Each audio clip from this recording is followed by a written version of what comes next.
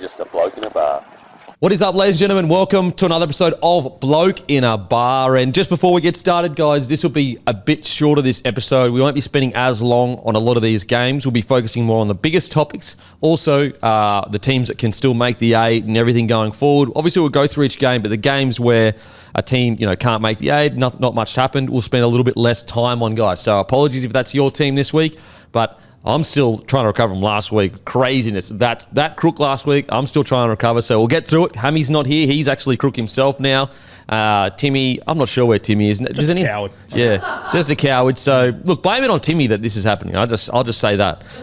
So apologies for that. But, yeah, you're still going to get your full episode, guys, so don't stress about that, but just going to be a little bit different today. And, guys, don't forget Grumpy Coffee. We only have 27 Father's Day Grumpy Coffee bags left. Only 27. So go to grumpycoffee.com.au, grab your Father's Day gifts immediately before they go, because that's going to be gone probably by the end of this show. So go to grumpycoffee.com.au, grab your coffee. Don't forget, guys, hit that like and subscribe. Give us a follow on YouTube as well, and a subscription on YouTube. Hit the like button. It really does help the video, and also on Spotify. But the great Guru, how you going, brother? I'm good, mate. Obviously, the calendar this morning, September 1, sort of opens up the best 6 weeks of the year for me. Finals, okay. NFL, it's where it all comes together. I'm September 1. Okay, yeah. September 1. All right.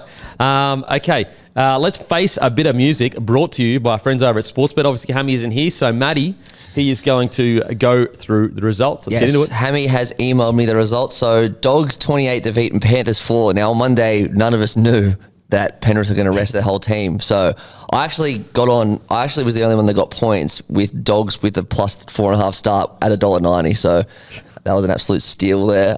Warriors 22 defeated by Eels 26. Only Guru had points here. Eels 1-12. Nice. $3.50. Roosters beat Storm 40-10. Huge upset. Well done to Guru, who had Roosters plus 7.5, and Timmy, who had Roosters 13 plus for $7.75. So good from Timmy there. Puts Hammy in some trouble. Yeah, Barney Rubble. Oh, yeah, we'll get to that. Hammy's just gone all the way down. Raiders 24, Tigers 10. Me and Timmy had Raiders to cover the 12.5. Manly 40, Dragons 24. Guru and Hammy both had Manly 13 plus at $4.30. Well done, Guru. Thank you. Bronx 38, Cowboys 20. Denon, first points of the week, having Broncos minus 6.5. Me and Timmy also had that too. Sharks 40 defeat Knights 16. Dominant win by the Sharks after an early scare. Most of the panel had Knights 16.5 start, which was actually incorrect. Is that right? Yeah, that was incorrect. And the only one to get points was me, who had Sharks 13 plus at $1.54. Dolphins 36 defeat Titans 30. Guru, this is the game you went golden point, right? Yeah, and if Kenny scores that try, we're going extra time again. Jeez, that would have been crazy. No points for anyone here. So Timmy actually wins the week, and he's not even here at 11.55. Guru 970, me 724, Hammy 430, and Denon one tip $1.90. Oh God. I mean, look, it looks as though Matty's going to win the season. Well, I'm up by $15, so you'll need a bit of a Hail Mary this week. You're 15 in front of him. Yep. Yeah, I think there was, what was it? There's been 2 weeks where he's been good and I've been terrible. Yeah, right. Because there was essentially it was like 50 cents at one stage. Does this end at the end of the regular season? I think so. It can do both, but I think so. But okay. Yeah, looks like you're third, first, second. Timmy would be fourth. Timmy's fourth, and then Hammy's $18 behind Timmy. So there's a chance that Hammy could go from fifth to fourth, but very highly doubt it. Yeah, yep. That's why he's not here, so he can put his tips in on Thursday. Yeah, okay, makes sense. Makes sense. I'll be getting their tips today. I'll be making sure they get them today. Wow, what a year. Alrighty, that is Face the Music, brought to you by Sportsbet. Give us a follow on the feed, guys. Got a bunch of bets on there. You can copy them. Great feature. And as a thank you, as always, to Sportsbet for partnering with the show. Okay, it's time for the code story of the week, brought to you by Code Sports. Go to codesports.com.au/bloke. Use code bloke for your discount, a discount across the whole year. Mobsy, what have we got this week?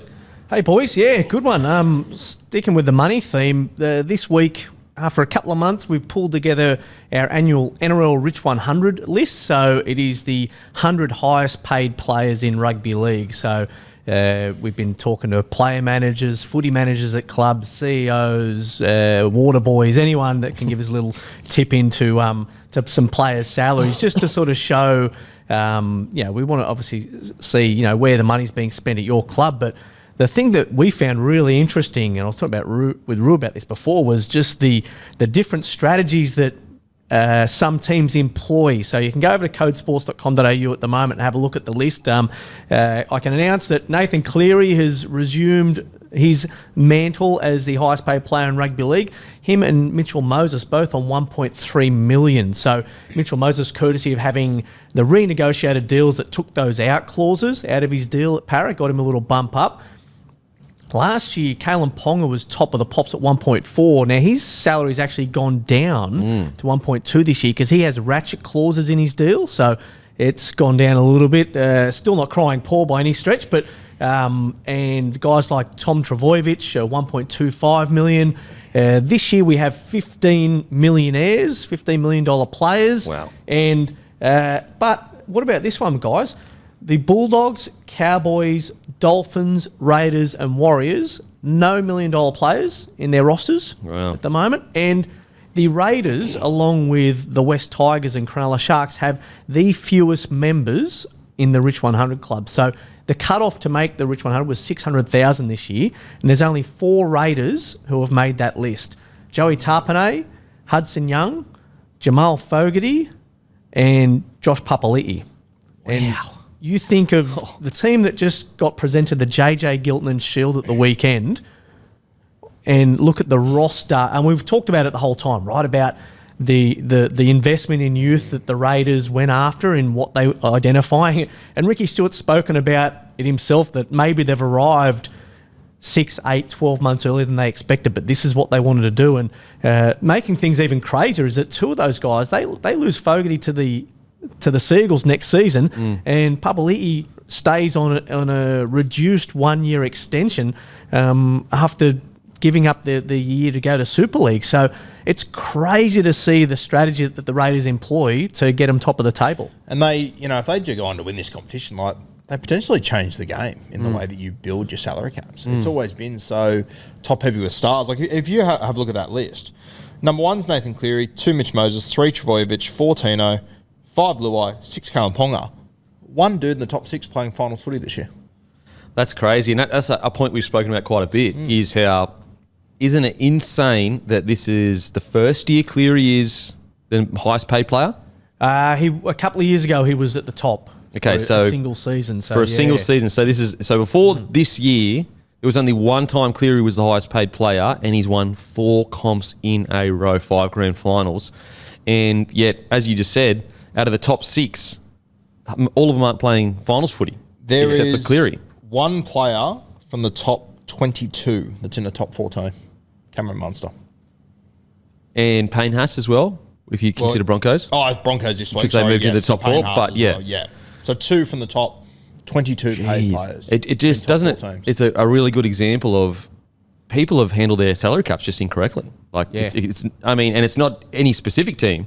It feels like the entirety of the NRL is handling their salary cap incorrectly. It's funny, right? Because we've seen with the Melbourne Storm that they invest so heavily in that 1, 6, 7, 9. Most other clubs, 3 of the 4 of their spine they spend big on, and the Storm, I think, the only one that have got a really elite spine, and then they fill their positions very well elsewhere. Canterbury, who are showing that their roster revamp, that they have 0 millionaires. I think Stephen Crichton at 850 is probably their highest paid. Fascinating one for them. They're heading towards a top 4 finish. Well, they've locked one in. They still have 600,000 on their books from Ryan Sutton, who hasn't played a game in 2 years, and that they paid him out in March this year. And Sutton then went to try and get him with the Dolphins through Ipswich, but tore his bicep. So he's had a horrid run with injury, the poor bloke. But before that, he obviously had a really good stint with the Raiders. But just looking at how the Bulldogs construct their roster and what they're going through. So once they get to a point where this is Serraldo's team, this is Serraldo's roster, and everything cleared out, and they're going to be a force, right? It's an amazing way to see how they build it. The other one I wanted to bring up was South Sydney have the most Rich 100 participants this year. They have 10. Wow. They have 10 on 600 or more, and as you can see, things can backfire so badly because, and not through anything, but majority of it, injury. Cameron Murray, Latrell Mitchell, Campbell Graham, Cody Walker, just guys who, when they're on the field, you've seen the last couple of weeks, so when they get a couple of these guys back and they're capable of winning games and winning well. So, it's injuries, bad luck, everything that can really impact the way your roster goes. And just on South Sydney as well, it's not like they've got a heap of blokes sitting in the 80s and 90s. Like, they've got $2 million players. There's only 15 of them. Wow. Latrell and Cam Murray. Yeah, wow, okay. Interesting, I guess. It's just so interesting how the Raiders win the minor premiership, essentially doing everything that you've been told not to do, and which is like spread your cap really kind of evenly, average it across the board, make it so that you're got depth for days, so much so that you guys in reserve grade are like getting signed as almost marquee signings elsewhere. And yet they've done it. Like, they've nailed it. Super interesting to see how much this will affect sustained success at the Raiders, because now that they've become the minor premiers, and let's say they get to a grand final this year, how do you fight off? Because right before, the reason why they could build this roster the way they've built it at the moment is because they're not getting as many clubs coming in trying to steal a lot of players. Don't get me wrong, I'm sure people go after Tarpiner, after Hudson Young, all that, but not as much as the premiership winning teams that have, huge contract offered at guys that aren't even in their top 5 players. So I wonder, how does Ricky Stewart and the Raiders plan to handle that raid that's probably going to happen in the next 12 months? We go back to the Parramatta Eels against the Penrith Panthers, make a grand final, got decimated by clubs just going, thank you, thank you, thank you. And Eels are still recovering from their inability to identify the right people to keep. So it's going to be interesting to see what the Raiders do with, there's going to be a lot of pressure to try and keep some of these players that get offered. Like the fact that, so that means that there's only 2 players over 600K, 3 players over 600K at that club. Yeah, so they've got the 4 currently, and then from next season when Fogarty goes, there's 3. But then you'll have the bump ups that, looking Savelio Tamale, and Ethan Sanders steps into that first grade spot. I don't think he'll be a Rich 100 next year, but he steps in into that halfback spot. And the Xavier Savages and Kayo Weeks with his upgrade, he'll join that list next year, and deservedly so. So I think the Raiders are banking on the fact that they went after these guys and put them on long-term deals for the next 2-3 years now down the track, where they can hold on to these guys and hopefully during that time show them that, hey, this is what we do here. This is the culture. This is us in with the community. This is how you build a premiership roster. So maybe they can use that as a weapon to try and keep these guys, because we know that the Raiders have had struggles in the past in attracting marquee guys. So they flipped it on their head and said, we're going to go after the best young kids and build this roster the way we can and see how it goes. And it's fascinating. And, the other big thing, you have to look at this list. Half of this year's top 10 are November 1 guys. So, you talk about Tino Fa'asuamaleaui and what's going to happen there. And, you look at Jerome Luai, if he's, he's still got those clauses in his deal. So Tommy Travojevic, Cam Munster, Payne Haas. So, I think, what do you guys reckon? So we're looking at 1.3 at the moment. We were 1.4 with Kalen Ponga last year. The AFL we've seen with Nasiah Wanganeen-Millera, their first $2 million player will be next season. He signed that bumper extension with St Kilda. How far away do you think we are from the first $2 million NRL player? And who would it be? I reckon a good 4 or 5 years from 2 million. I reckon the next one will be 1.5. Outside, unless it's Munster to the Perth Bears and they go, 1.6, 1.7. But I reckon about 5 years from 2 million. What do you reckon? Yeah, I think it'll definitely be a new franchise that hits that 5, 6 kind of mark. So, so in 10 years' time, do you think we have a $2 million player? Oh, for sure. I reckon in 5 or 6 years, you'll hit 2 million. Yeah. Okay. Probably Katoa. I was going to say, Katoa, his last year of his contract is 2028. So he could sign a deal in 2029. I wonder what that's going to be. Could that be $2 million? Probably a guy like Katoa, unless some other boom young number 7 comes through that, is outstanding. But, man, it's just crazy when you've been around rugby league now for, just say, 25, 30 years or whatever, just to see how much the game has changed. It is just... like back in the day, you could be Darren Lockyer on $400,000 a year, and I get it, inflation, all that kind of stuff. Whereas now you can be a good, solid, middle of the run NRL player on $400K a year, $500K a year for a decade or whatever. So it's just so good for the players and the game. You know, the players, the athletes getting paid more will just make the game get better. And also what it does as well is if you're a young athlete and you're looking at like you can play multiple sports, or what should I do growing up? Now, don't get me wrong, it's not like they sit there and say, all right, what's the best, who pays the most, I'm going to do that. But you funnel way more athletes into your sport when they're younger, when the prize is so big. You look at the NFL over in America, they get all the best athletes in the country essentially because it's such a big sport and the money is so big, kind of thing. So yeah, super interesting. You mentioned Izzy Katoa there at the Dolphins. I just had a quick look through this list and something that stood out to me. The Dolphins have spent $1.5 million on Flegler and Kenny Bromwich. Kenny Bromwich has played 30 minutes this year. Far out. Injury has cruelled them, hasn't it? And poor Tommy Flegler, it's just, he was a marquee buy for them when they were coming in, right? And that was such a good purchase for them when they picked up him and Herbie Farnworth. Yeah, okay, but injuries just, they can play havoc, can't they? $1.5 million on those two. Far out. And it makes sense. Obviously, Kenny's been fantastic in building the club culture over the last few years, but just considering where they are, that they're even in the conversation to make the top 8. Insane. Man, what a great story. So go to codesports.com.au/bloke. Make sure to check the list out because there's some surprising stuff. There's some cool stuff. You will not be disappointed by checking this list out. Any other big stories coming this week, mate? Yeah, well, in that Rich 100, I've had Brent Reid have a look at some of the off-field finances of some of the players. So you look at guys, we had a look at Cleary and Mitchell Moses at the top of the list, both very heavy into real estate. Mitch Moses into some commercial real estate, getting some gyms going up. Nathan Cleary, I don't know what you guys think about this as a business strategy, but he's invested in a beer company. Don't know if you know what that's like. Yeah.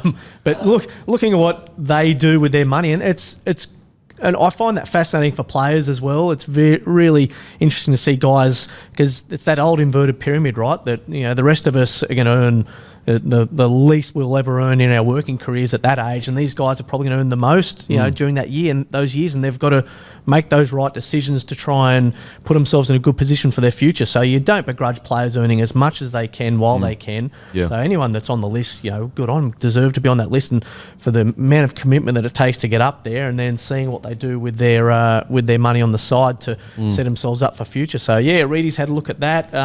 There's obviously the brouhaha going on between the Gold Coast Titans and their former recruitment guru. So that's legally very much a minefield, so I might skip over that a little bit. But the latest on that with how that's going, obviously he was thought to be headed towards the Perth Bears, but now that might be up in the air there. So there's a couple there. And then one we had this week that we've had to wait to put the finishing touches on. Brent Reid actually spent the night of the Storm Roosters game in Craig Bellamy's coach's box. Oh, okay, wow. Yeah, so we had a back row seat to what was going on in there. I can, spoiler alert, first half, pretty good. Second half, not very good. Okay. But Reedy will have that out a bit later in the week on Code Sports. Mate, make sure to get to codesports.com.au. All sport, no nonsense. It's just sport. It's the best in the business, guys. And Mobsy, thanks for joining us, mate. Cheers, boys. Alrighty, it's time now for the Hungriest player. It is DCE. Here's our Hungriest player, brought to you by Menulog. Use code DAILY, DALY, for free delivery this week, and a hungry local share that goes to Osaka Bench in Melbourne. And also, if you want to get free delivery on your local legends, use code DAILY, DALY, on Menulog this week. A massive thank you, as always, to Menulog for partnering with the show. We'll speak about it more in the game, but it's just good to see DC have some good games before he moves on. So it's not as sour and bitter as it was getting there for a period. Completely agree. I think that the last few months have sort of clouded, our memories of DC a little bit. He has been a great stalwart for that club for a long time. Arguably their best, if not just one of their best players of all time for the Manly Seagulls. So good to see him finish in this sort of fashion. Yeah, what he's doing for sure. And if the Roosters thing is definitely a go, at least he's finding some good form again. It's not like it's just completely gone. He can never get back there. Okay, now it's time for the team of the week, brought to you by Grumpy Coffee. Guys, get our Father's Day blend. It is nearly all gone. At fullback, Trey Fuller. On the wing, Mark Nwangani-Tuwase, Stags and Sasungi the centres. Nafahu on the other wing. Strange at 6, DC at 7, Tarpon at 8, Brayley at 9, Haas at 10, Lecker at 11, Waddell at 12, Corey Horsburgh at 13, Teddy at 14, Hudson at 15, Radley at 16, and Paolo at 17. Alrighty, the Roosters, they were down 10-0 to Melbourne in Melbourne on Friday night with their season on the line. Not only did they come back and win, they put 40 points on in the second half. But you want to know what else is making a comeback? It's the SubDog from Subway. That's right, after its massive success in 2022 and 2024, the SubDog is back in Australia and New Zealand, and this segment is brought to you by the SubDog. Subway are not just bringing back the SubDog, but they're bringing back a full SubDog range, introducing 2 brand new, fully loaded, flavour-packed builds, the barbecue bacon loaded SubDog and the Mexican loaded SubDog. But guys, this is for an extremely limited time, so do not miss this opportunity. Get into Subway as soon as you can to try these new loaded SubDogs. But the Roosters, season on the line, and you're sitting there going, mate, the Storm's defence is just going to be too good. It's going to be too good. They're going to hold them out. They're going to grind their way to a win. And all of a sudden, the Roosters are in panic stations when it comes to making the 8. Now, granted, they're not locked in yet. They come out in the second half and send a warning shot to the rest of the NRL. Now, I know the Storm are still missing players, but geez, I do not want to be playing the Roosters in a one-off game in finals footy, because when they're on, they are on. 40 points in about 35 minutes. It was insane. And I know, there is the argument, obviously Melbourne were resting players and whatnot, but that was Craig Bellamy's 600th game. They were up 10-0 at half-time. Like, it's still the Melbourne Storm. It's still an incredible effort. And what have we said about the Roosters the last few weeks? Without Sam Walker, they can't score points. 40 points in 35 minutes in Melbourne, against Melbourne, in Craig Bellamy's 600th. Yeah. Incredible. It's absolutely incredible. And, now heading into finals footy, say they scrape in, which it looks like they're probably going to do that. I think they need to beat South, and Dolphins need to... So Dolphins need to beat Canberra. Canberra might rest players this week, and the points differential between the two is 15 points. Yep. But mate, also, Souths are going to build this up as this is our Super Bowl. Oh, absolutely. But the thing is the Roosters, yes, they've been inconsistent, up and down. Last week, not great, good this week. You just don't want to play them in a finals game, because they might play the best rugby league of the weekend in just one game. Are they going to play 4 good games in a row? Probably not, but you just never know at the Roosters. And you've just got a roster that physically, when they get in their modes, I don't know if there's any other roster outside of Penrith and Storm at their best that could actually physically go with them for 80 minutes if they click. Yeah, if they catch fire and you're standing on the other side, it's the worst place to be. Yeah, so it's like heading into the finals footy, they're just one of those sides where you're just going, geez, I'd rather be playing one of these other guys in the bottom of the top 8, top 4. The bottom 4 of the top 8. So incredible from the Roosters. Absolutely incredible to come back and just cement to themselves their confidence that, we might be able to make a dent here in finals footies. Maybe something crazy could happen here. So they are absolutely the big comeback this week, brought to you by Subway. The SubDog is back, guys. Limited time. Make sure to get into Subway and try it. And speaking of the Roosters, still on the Roosters, the Kayo Can't... Let's just get it out of the way. The Kayo Can't Miss moment is Nwangani-Tuwase scoring 4 tries, multiple of the only tries he could score. Wow. We had some discussions last week about, would he be in the Australian side? And I still understand that the question, it's not a guarantee, and, Lomax has been good too and all that good stuff. But, geez, with another performance like this, he's making it very hard to keep him out of this Australian squad. Yeah, there's a good argument as well. Like, there was another try that Rob Toyer scored that the ball, I think it was Radley, threw a pass out to that wing, and Toyer just happened to be standing. He was injured. So could have quite easily been 5 there. So, Matty's pushing a very good argument to get on that plane to England. There are a few other guys. You obviously mentioned Lomax, Coates. I think they'll be there.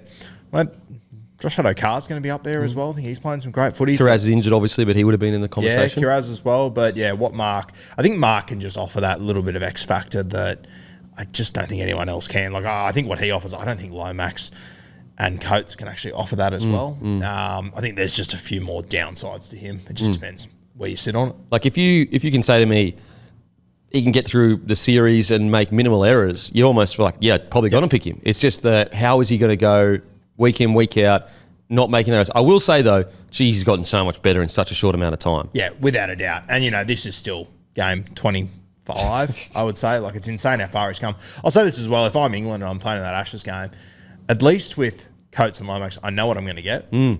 Yep. This guy, You got no idea. you pick him, you're just like, how do you prepare for him? Yeah. What do you do? Yeah, it's a great point. Like, yeah, Lomax and Coates is going to be a 9 out of 10 performance. They're going to be incredibly tough under the high ball. They're going to get through a bunch of work. No, I'm going to watch that. It's like, genuinely, whether he's carrying his ball out of his own end or he's about to score a try, it could be anything. Anything. Anything you've ever seen on a rugby league field, he might try it. So I think he definitely should be a part of the squad, though. For me personally, he's locked himself into the squad. What do you reckon? Yeah, he's getting very close for me. We'll see how it all plays out over the next few weeks. But, if he is picked, you won't hear any complaints from me. Yeah. I mean, what an incredible improvement, because, like, most of the time, a guy that's played rugby league his whole career and he's been brought in from an 18-year-old and he's similar to Nwanga Tuwase, and he has those errors early in his game, it takes him like 2 or 3 years to get rid of it. It's taken this bloke like 10 rounds to get rid of it. It's amazing. It's pretty much 12 months to the day I walked in here. It would have been around 25, 26, and I watched him play his first game at Wentworth Park. Just walked in and said, he's rough around the edges, but there is something there. Just see where he's at now. And, I mean, if you were to put together a top 10 moments of the season, he probably has 4 of them. Yeah, seriously.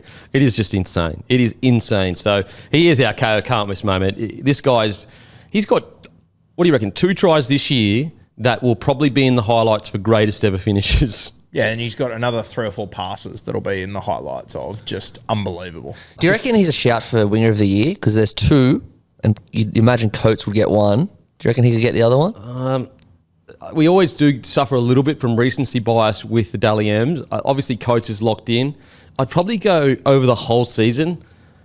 I'd probably still go Karaz or Lomax. But if you were going to go the back end of the season, yeah, absolutely, he'd be my Dally M Wing of the Year. Yeah, I reckon as a whole for the season, I think I'd probably have him slightly ahead of Lomax. Okay. Kiraz's been good. Like, Brian Tyler's the other one. Like, as much as he hasn't had his unbelievable season, he's missed a lot of footy this year. I'm trying to think if there's anyone else that we're...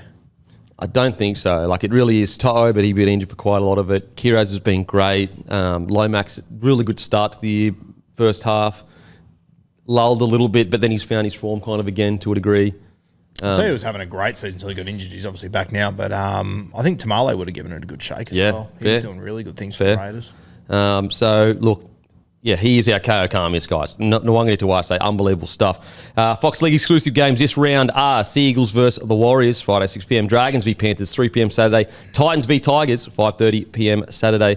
Dolphins v Raiders, that is 2 p.m. Sunday. The Titans have broken away from the congested middle of the table in the NRLW and are sitting in 6th place, 3 points clear of 7th, with the Roosters still undefeated in the top of the ladder. You can watch every game of the NRLW on Kayo and Fox Sports.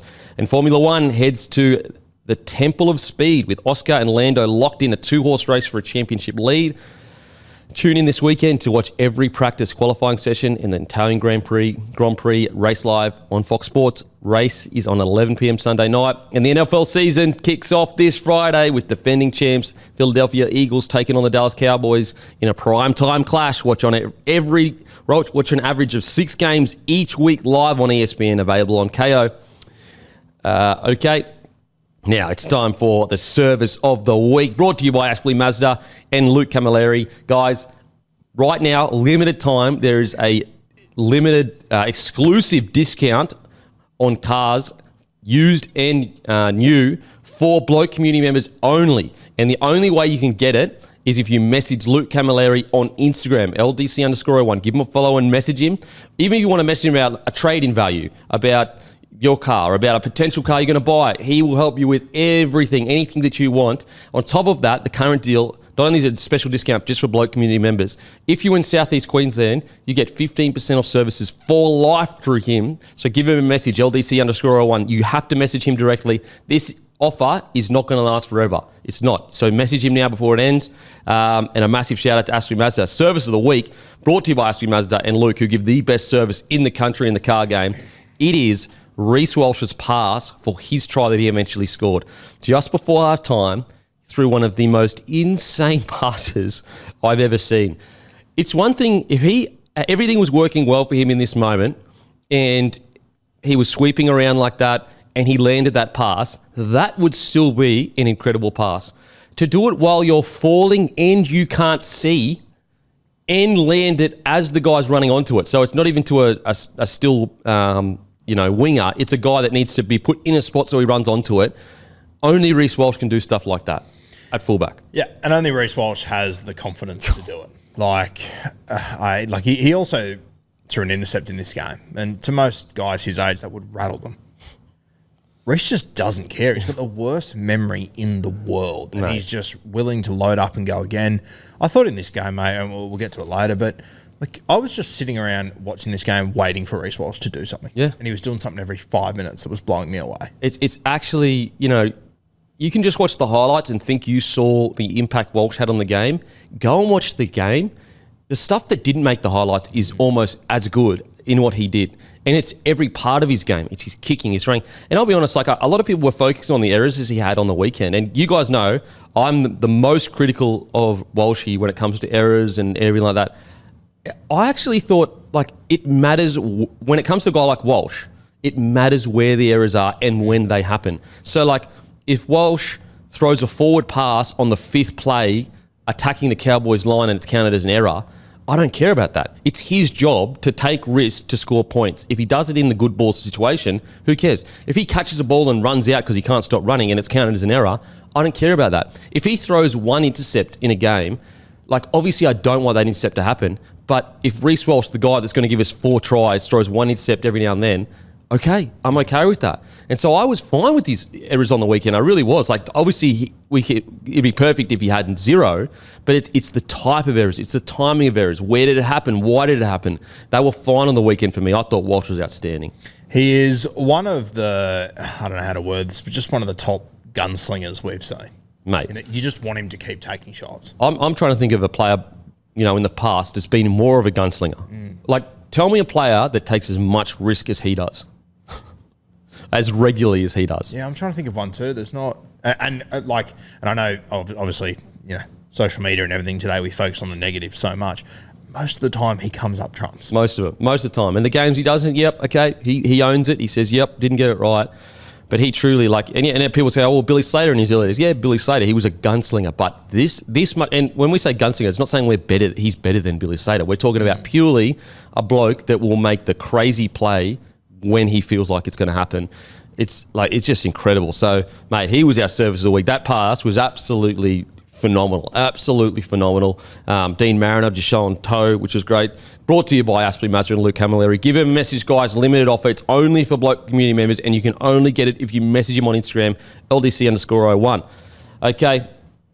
So what we're going to do, guys, we're going to still do the review or whatever of some specific games, but we're going to talk about some of the biggest news over the last week first. Biggest news, one of the biggest news over last week, Adam O'Brien, he gets moved on from the Newcastle Knights. And I've got to say, and I'm sure, Roo, you're in the same, and this is coming from a guy, you all know, I've probably been, I've been quite vocal in my critique of Adam O'Brien for quite a while. So this isn't a guy trying to I've been one of the most vocal. But even though I still believe it's the right decision for them to move on from him, seeing any bloke get up there and talk about, it just stings, man. Just seeing a bloke that's, clearly cares a lot, getting up, having to talk about having to be moved on. And I got to say, a guy that's been very critical of Adam O'Brien in press conferences, I actually thought he handled the press conference extremely well. I thought it was very telling of him saying, I'm going to be a distraction next year.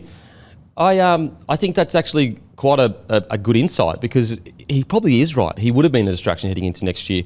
I'll also say, and I said this all the time when I was being critical of Adam O'Brien, I just hope a lot of Knights fans remember, okay, did it end up working out in the long run? No. But geez, this bloke took this club from outside the 8, not even a hope of making it, to essentially, finals footy 6 out of 8 years. He deserves credit for that. He deserves appreciation. And, as I said, you never want to see a bloke having to get up and talk about losing his job and moving on. Adam O'Brien did a good job, as good a job as you could have hoped, in my opinion, up until a point. I think he deserves credit and respect for that. Yeah, I've been very critical of him and his selections over the years as well. But, I mean, when you move away from it now and you look at it, big picture, did make finals on X amount of occasions. Were they ever going to win a comp? No. They were never a chance to win a comp during that period. But, and I'm just trying to get the numbers up at the moment. Matty, can you just get up the Knights finishes? I had a look at it the other day. In the last 15 years or something, they've made finals 5 or 6 times. And he's been the coach for 3 of them or something. And he's only been there for X amount of years. I think, if you go back to 2013, they obviously had Wayne Bennett as a coach. They went to a prelim final. Like, Wayne Bennett was the coach there. It took another 7 years until they got back into finals. And that was Adam O'Brien. Wow. And he's made finals four out of the last 5. It'll be 4 of 6 at the end of this season. Okay, 4 of 6, yeah. 4 of 6. But, yeah, it took... from 2013, when Wayne Bennett was the coach, he was the one that got them back in there. Yeah. And took over a roster that won 3 spoons. Yeah. And you got to give him credit for that. And it's like anything in life. Like, life isn't black and white. It's grey. If you want to throw the baby out with the bathwater and just say Adam O'Brien was a terrible coach, it's like, you're not being that's not real. Did he, eventually get to the heights everyone would have hoped at Newcastle Knights? Maybe not, but he was still a good, solid coach that's taken a club that was in a really bad position into hopefully a better position now. Put it this way, since Joey retired, they've made finals 7 times. He's been the coach of 4 of those occasions. You got to give him credit for that. Yeah. And maybe it's not being nitpicky, but like, the only thing I would say is like, mate, the way he was talking in that press conference, I was like, mate, give me that after a game. This was fine. You weren't like bouncing off the walls or whatever, but you were present. You were, showing emotion about how much you cared. You were giving us insight on how you thought. And I'm like, mate, this would have been so much better. It doesn't have to be after every game. I know it's hard when you walk in after a loss or whatever, but as I said, I thought he handled himself really well with a lot of dignity. And maybe that is just a sign of I think sometimes as fans, I know myself, when I get the opportunity to talk to some of these guys, like just the week in, week out pressure on these guys is just ridiculous. And especially when you're living in Newcastle, it's a fishbowl up there. They love their rugby league and they expect you to win each week. Yeah. So congratulations to O'Brien for his stint at the Knights. Saying all of that, I do think it is the right decision. Yep. I do think that they needed a fresh start heading into 2026. I guess the big question is now, who is the next man up? I've been quite surprised at the amount of people talking about Blake Green, not because I don't think Blake Green could be a good coach or he's a fantastic bloke, I know that for sure. I've met him a couple of times, absolute legend, knows his footy, all that stuff. The only thing that is worrying for that is like when you're trying to do a fresh start, I don't know why you would then promote the assistant coach into head coach. Why wouldn't you go, obviously you can keep certain blokes around or whatever, but you probably need a guy from outside in to come in for a fresh start. I agree completely. I cannot believe they're even looking inside the building. Makes no sense to me. It's been rotting from the inside for a few years now. There's been a lot of things going on. I don't know how you expect to completely change things. And they're losing a couple of key players. Leo Thompson, Kai Pispor, they've got Dill Brown arriving, they've got these young guys coming through. It's a really good opportunity to turn a new leaf and go, new franchise, hand the keys to someone else. Willie Peters over there in England, I think he'd be a really good shout for it. You've obviously got guys in the NRL that are waiting for jobs like Dean Young, Ben Hornby. So we put up a really interesting one the other day that no one ever talks about, Peter Wallace. Yeah, and he's been at the Panthers for a good fucking number of years 6, now. 7 years now, yeah. Have a look at, the guys that are in his role are now coaching Canterbury, now coaching the New Zealand Warriors. They're all playing finals footy. I don't know if Peter Wallace never gets brought up on purpose because Ivan just knows what he's got. Yeah. There's just no conversation there. But I think you can see by what the Parramatta Eels have done with Jason Rolls, taking a bit of a punt on someone new and just actually letting them take control of it. I think it's what the Knights have to do. Yeah. What about Holbrook? I'd be okay with Holbrook. He's probably the only one. I think that we're getting to a point in rugby league where there's just a merry-go-round of these old coaches who, with all due respect to them, don't achieve anything. There's always a job waiting for them. Yeah, yeah. It's bizarre. Like you can... We talk about it all the time. I say if you go and look at all the new coaches, that they all have had success when they've come in. Literally every single one. Literally every single one. Peyton, now I know where he's at right now, but success straight away. Webster, Serraldo, Fitzgibbon, I'm sure I'm forgetting something, but like all the new young coaches do well. Yeah, they've all done well. And Riles, yeah, is another one. So Holbrook, I feel a little bit sorry for Holbrook because I thought he got treated very poorly. We said that at the time. I think it's aged pretty well on top of that as well. But I'd like to see them go for one of these young guys. I know that Wayne Bennett's got a huge rap on Dean Young up there at North Queensland Cowboys. He's obviously not going to get that gig next year by the look of it. Yep. So, yeah, I think Willie Peters overseas. The other one that I would have been okay with, but it sounds like he's going to stay in England, is Brad Arthur. Okay. I would have been okay to see him get another gig. I think that Because he has had success. He took his he's had team to a grand success. That final. team was pretty relevant Yeah, yeah. most of the time. They went to a grand final. But I'd like to see Newcastle just go young. Yeah, okay. And just rip the Band-Aid off and build into something rather than kind of a halfway measure. Just one thing. Sorry, I was going to say on Holbrook, the reason I think he'd be good there is because obviously when he was at Titans, their attack was great. And we had Sam Walker on here. He's Roosters' attack coach, and he speaks the world of him. Knights' attack the last couple of years with Ponga has been like a team with Ponga, and their attack's been pretty poor. It'd be good to see what Holbrook could do with their attack, especially with Brown coming in. Yeah, I'm with you, mate. That's why I'm not in the Holbrook camp, but I want to see him at a club with a bit of resources, a bit of foundation or whatever, and have another run at it. Because clearly, at the Titans, the issues are so much deeper. Like a veteran coach like Des Hasler, who is a great coach, we know it is a fact he is a great coach. It got worse with him, and I just wonder, like, if it got worse with Desi, and Desi was about to sign and be the Knights head coach 4 or 5 years ago, we'd go, oh, that's a great signing for the Knights. I just wonder with Holbrook, with that opportunity, how he'd go. But I don't mind the shout of just go with someone new that understands this next generation, that understands the new style of rugby league. And just on that note with Blake Green, look, I feel really sorry for him saying that. I think you alluded to the same thing, but I don't know how you could go internal there. Like, it's not even about whether he's good or not. Like it's got nothing to do with that. It's just the fact that it's stale there at the moment. Yeah. So whoever internally that's there could be the best next coach ever. One, Blake Grant, he's got so many years left. He's got many, many years to continue to be an assistant coach. If you bring someone else in and it doesn't work or whatever, you can always then bring Blake Green up and do it. But now, when it looks like the big issue at the Knights is being stale, I'm with you, mate. I just think let him learn his trade as well, Blake Green, because he's been as assistant coach 4 or 5 years, been around for a while, yeah. But not like a decade or two in NRL. He hasn't been an assistant coach moving around the Storm, the Roosters, this, that. I'm pretty sure he's only been assistant coach for 4 or 5 years or so in the NRL specifically. Yeah. And I think as well, like, it's going to be an enormous job there. I know, KP's posting on social media and stuff. Like, I'm still not totally convinced he's going to be there in a few years' time. I think that's going to continue to linger, especially with Rugby 360 and World Cups and all that stuff going on. I don't think that's going to go away anytime soon. You got Dill Brown arriving there. You got Fletcher Sharp not playing his best position. Dill Brown probably not playing his best position. It's a lot to manage. Oh, mate, absolutely. If I'm an assistant coach right now in his shoes, does he, as you just alluded to, does he want it?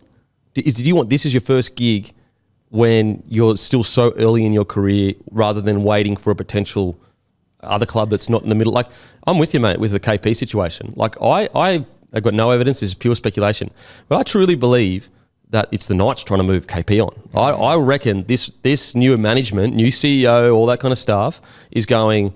He's been incredible, but it's a huge whack of our salary cap right now. Let's just imagine that they are really happy to keep him. Let's say they're stoked to keep him, and Dylan Brown's arrived at the club. We just spoke about it before in regards to the rich list. They'll have 2 players in the top 5 on the rich list that haven't won a premiership, that both wouldn't walk into either of their origin sides, even potentially their international sides. Yep. That makes no sense. Like, no good operator would want that. So that's why I think that it's actually probably the Knights saying to him, look, if you can find something else or whatever, let's entertain it. Because there's no way that this current administration, with the experience that they've got, and we're talking about O'Sullivan too now, that's the club. There's no Peter Parr, yeah. When they were sitting there going, you know what we'll do? We've got KP on the most in the NRL. We'll sign another guy that hasn't won a premiership and put him on the most of the NRL, and we'll keep these guys together. Bro, there's no way they did that. In my opinion, I think they've gone, KP ends in 27 anyway, but if we can get him an early release, that's good. What do you reckon? I don't mind it. I think the way that it all played out a few weeks ago, and I think it all kind of got swept under the rug a little bit. Yeah. For him to come out and post that on Instagram, like he was the guy that was trying to go to rugby, like it just didn't all add up. There's something not making sense here with it. Something like what does he gain from his side by leaking that he wants to go to union, but they're not doing it? What does he gain from that? But what do you gain if you're on the the Knights side by leaking that? You get pressure trying to get him out. Like, okay, you pressure him. Anyway, guys, that's just pure tinfoil hat. Ooh, tinfoil hat on. I don't have any evidence of it. Just quickly before we move on. It's also not as tinfoil hat. Like, clubs do this sort of shit all the time. Yeah, literally all the time. Literally all the time. And not just with your superstars. They'll do it with a fringe player. Like, they'll leak that the fringe player is leaving before he's even signed anything all the time. Just quickly, thoughts on the timing of the announcement. So Hannay gets announced as Titans head coach, and then it was like less than a week later, I'm pretty sure, O'Brien's gone. Yeah, well, I said this 2 or 3 weeks ago with all these sides that I thought were going to sack coaches, that one of you needs to pull the trigger soon to go get the best guy you possibly can. And maybe the Knights decided Hannay wasn't that guy and whatnot, but from all reports, it sounds like Hannay was the most popular guy out there. Well, do you kind of think it's a bit of a knee-jerk decision? No, I think that they waited. Because if they did it before and then Hannay announced that he'd gone with the Titans, it's like, oh, shit, you missed out on him. But by waiting until after, they don't have that question from people going, how come you didn't grab Hannay? They can say, well, we hadn't realised that we were going to sack O'Brien yet. But you know what I'm saying? Yeah. The other thing is as well with Newcastle, like whoever comes in to coach there, like round 1's in Vegas too. It's a tough pre-season. Like it's biggest signing in the history of the NRL, about to make his debut for your club, and it's in Vegas. Yeah, you got no front row forwards. It's brutal. So yeah, the good thing is decisions are happening. Knights can see a direction. They can see a fresh start. Now, just finally before we move on to the Knights, do you think that they've got to pretty much go, listen, we're not going to make finals for a few years, and then build back into the side they need to be? Or do you think that it's, no, we can get back into finals in a year or two and we don't need to be in a full-on rebuild?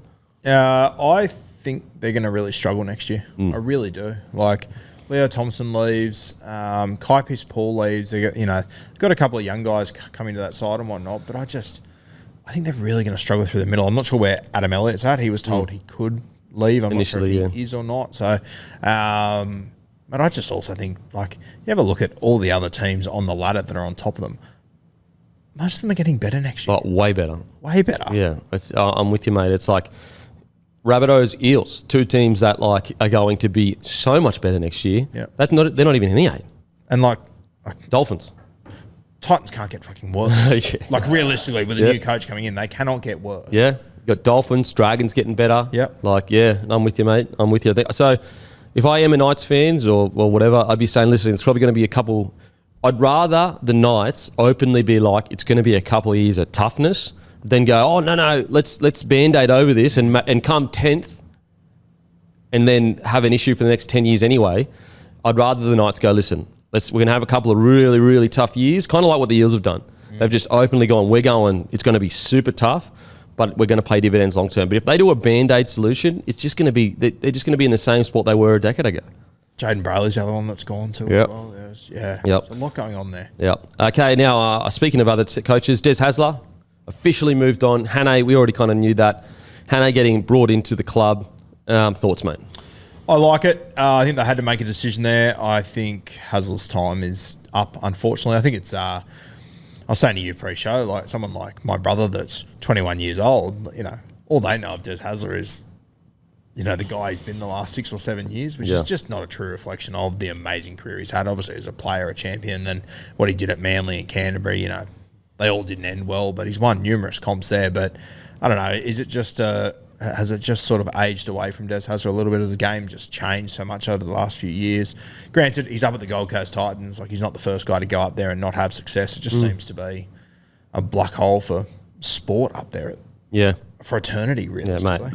Literally since the birth of the Gold Coast. No Gold Coast professional sporting outfit has ever won a premiership in whatever sport you want to name. Yeah, no, like, has anyone got close? Like, I think the Suns were okay one year. I think, maybe. The Suns have been all right this year, but they've never made the finals before. Yeah. Pretty sure. Now, I've been hypercritical of the Gold Coast Titans administration for a while now. I think they deserve a lot of credit for landing Hannay. Out of all those clubs, the Titans were the last side that I thought was going to land Hannay. Yep, agreed. I think that, the reality is if you're getting a coaching job in the NRL, it means that the place is in a bad spot. But I think it's a frustrating thing with the Titans, mate. I keep sitting here going, my God, they're in such a bad spot. Then I look at the roster and I go, fuck. It's a pretty good roster. It's a great roster. Yeah, I know, mate. It's been mental. You got Kenny coming off the bench and they're already about to win the spoon and you could go, yeah, I can kind of understand why he's coming off the bench. Brimo's a bloody good fullback. That's how good their roster is. But it's insane. And like even the forward pack, mate, like between, Mo, Bo Fermel, Tino, like you have 3 Origin players in there. Cam McGillard's played Origin previously. Yep. I know he's not at his peak anymore, but it doesn't get much better than that. Yeah, I'm with you, mate. I'm with you. So I think that they deserve credit for landing Hannay. And hopefully, so the Frizzels, when this all basically come down that they were going to win the wooden spoon, I'm pretty sure the Frizzels bought, not bought ownership, but bought controlling ownership. So now the Frizzels have full say on what happens at that club. Mm-hmm. And so I'm hoping that this is the first evidence of a new era at the Titans where the Frizzels, who have spent so much money supporting that club, have been but they've never really had full financial control, as in because they've bought majority share or whatever, or however it's set up there. So hopefully this is a new era of an owner with enough power to make the calls needed to be a better squad. Do you think Josh Hannay, with his connections to Queensland, spending time with Tino, do you think he can convince Tino to potentially stay there? Or I personally don't. I don't. I actually don't think he should even want to try to convince Tino, to be honest. Okay. Because, yes, Tino is an absolute gun, but he's on 1.3 or 2 or whatever. And I just think it's best for both parties that he's been there. He's tried to make it work. It hasn't worked. Yes, under Hannay, it might be better. But if you're Hannay, you want as much spare money in that salary cap to rebuild this roster in your image. And having a guy on $1.3 million on a 10-year deal. Yeah, it's a lot. Yeah. Like that's, even if he is as good as Tino is, it's like, but it just stops you from being able to mould for example, let's say Tino's the best ever front rower, kind of like Payne Haas. Like a lot of people think he is the greatest ever front rower individually when it comes to performance. But maybe you don't just want to pay your front row $1 million. Like maybe Hannay is a coach. It's like, I don't pay front rowers $1 million. Kind of like Wayne Bennett's age-old rule where he didn't pay wingers a lot of money. And so just things like that. If you're trying to fully, from the ground up, there's going to be pain, completely rebuild a roster, you want as little players on long, big contracts as possible. It doesn't matter who they are unless their name is Nathan Cleary, really.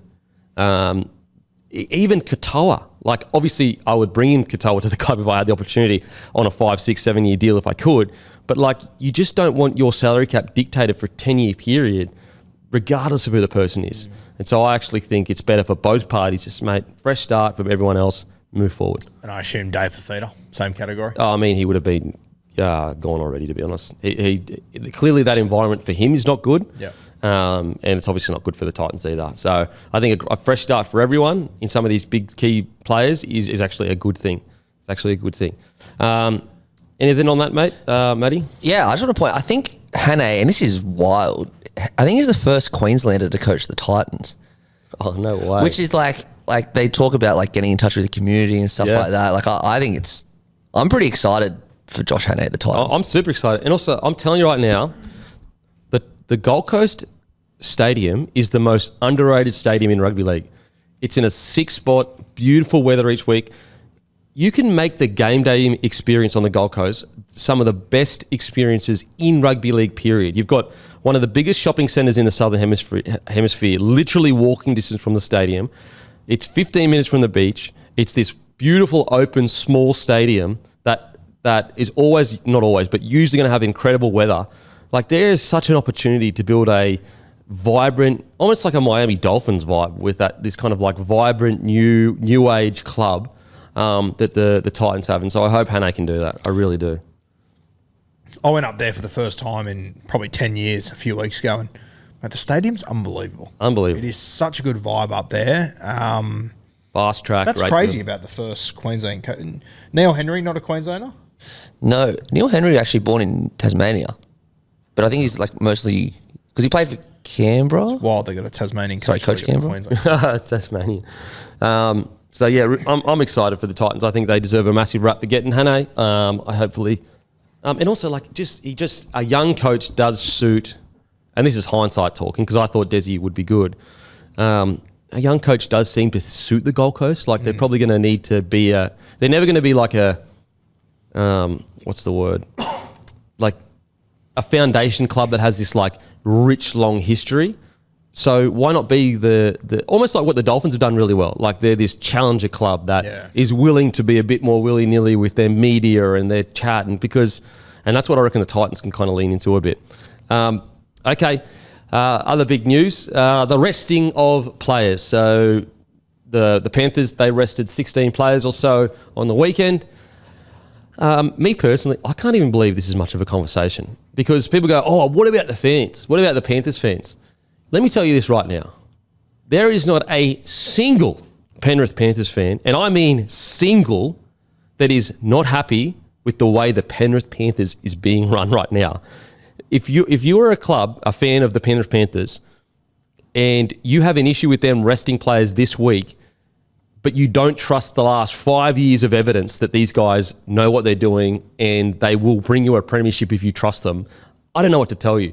So I just think it's a cop-out. I think people saying that it's Penrith Panthers fans that lose out if they rest their players are non-Penrith fans using that as an excuse just to say why they're pissed off that Penrith Panthers players aren't playing. There's not a single Panthers fan that would be any issue with the way the Panthers are being run. The Penrith Panthers win comps, they win games, they are dominant, and there's a reason for it because they make big calls when they need to be made. There is no issue with resting those players, especially when you've won 4 premierships in a row. What are we talking about? Yeah, I'm not going to spend too much time on this. I think it's a stupid conversation. I can't believe people have an issue with this. If they name no players for the Dragons this week, I'll go, yeah, that makes sense to me as well. Mate, it's just bizarre. Like, if you wanted to, like, okay, you're a battler club that's trying to get fans in, or like you're the Titans right now, and you just arrested the players for whatever reason, I'd go, okay, understandable. You're in a battleground right now, an AFL. Or, mate, we're talking about the Penrith Panthers. They won the last 4 comps. Yeah, it's also like that game on the weekend. It was a Thursday night away game. Gives a fuck. Like, what are we talking about? I know, bro. That's this whole like, what about the poor Penrith fans? I promise you, there's not a single Panthers fan that's like, oh, poor us. They're like, bruh, shut up. I'm winning comps. What are you doing? Like, just bizarre talking point. What do you reckon, Matty? I think if you're going to point fingers at anyone, you can, or not point fingers, but like, there's solutions to this that isn't, oh, Panthers are disrespecting the game. Like, the solutions are maybe we have a week off before finals. I know people don't like that, but that's a solution. Could we make the season shorter? That'll be talked about in the next broadcast deal. Like, there's a million reasons that Penrith had to rest because the season's too long and they couldn't make the top 4. So why wouldn't they rest? They're there to win. Why would they care about anything else? Yeah, and also this specific Penrith Panthers side has so many rep players and has played so much rugby league for the last 5 years in a row. Like, it honestly, it's such a silly talking point. I think as well too, like, the Melbourne Storm played the Roosters the night after. Melbourne, I assume, are going to stack their rests over 2 weeks.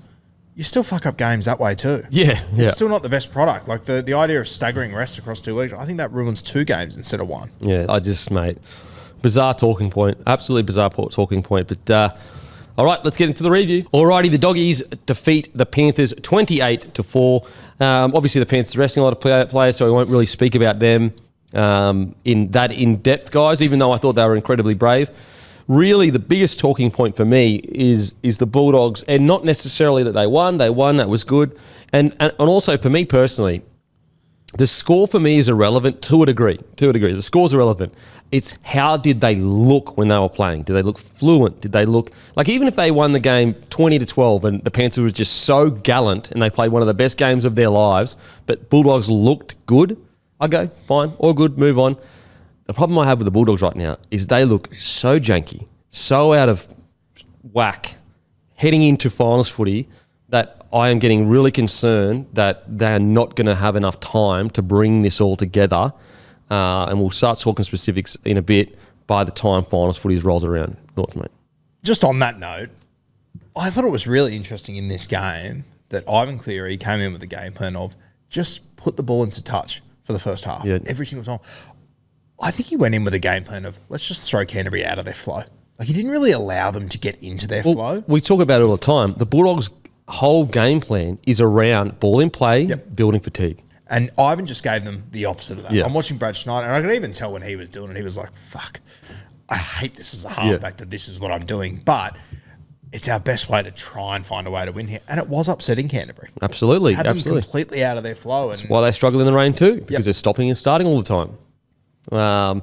And so they just look so clunky. Like, look, I admire Galvin's energy. He came into this game with a lot of energy, trying to make things happen. And I think he had a try or two, but he doesn't look comfortable. He just doesn't look comfortable. And to be fair, and I know a lot of people, because the Galvin situation happened, want to put the blame on him. It's not his fault he's not comfortable yet. It's not his fault that he was brought in, that the Bulldogs decided midway through the year to bring him in and say, you will be our number 7.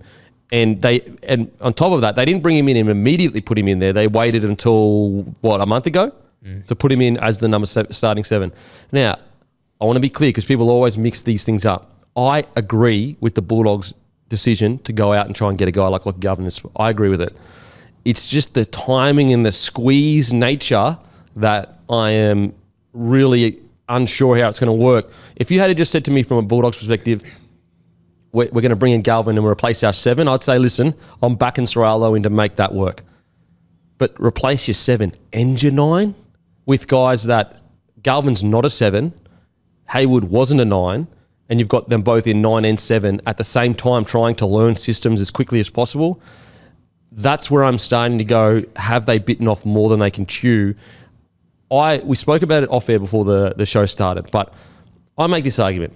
Bailey Hayward, long-term at the Bulldogs, 100% agree with them going that direction. I understand why they've allowed Reid Marnie to go somewhere else. However, if a grand final was tomorrow, I don't think there would be a single coach right now that would select Hayward at 9 over Reid Marnie.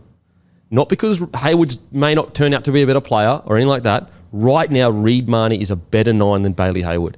And that's what I'm not understanding with this rush for Sorrello now to force Hayward into 9 and carry Marnie on the bench when you can have Hayward at 14 and you can start Marnie if you want them both in the side.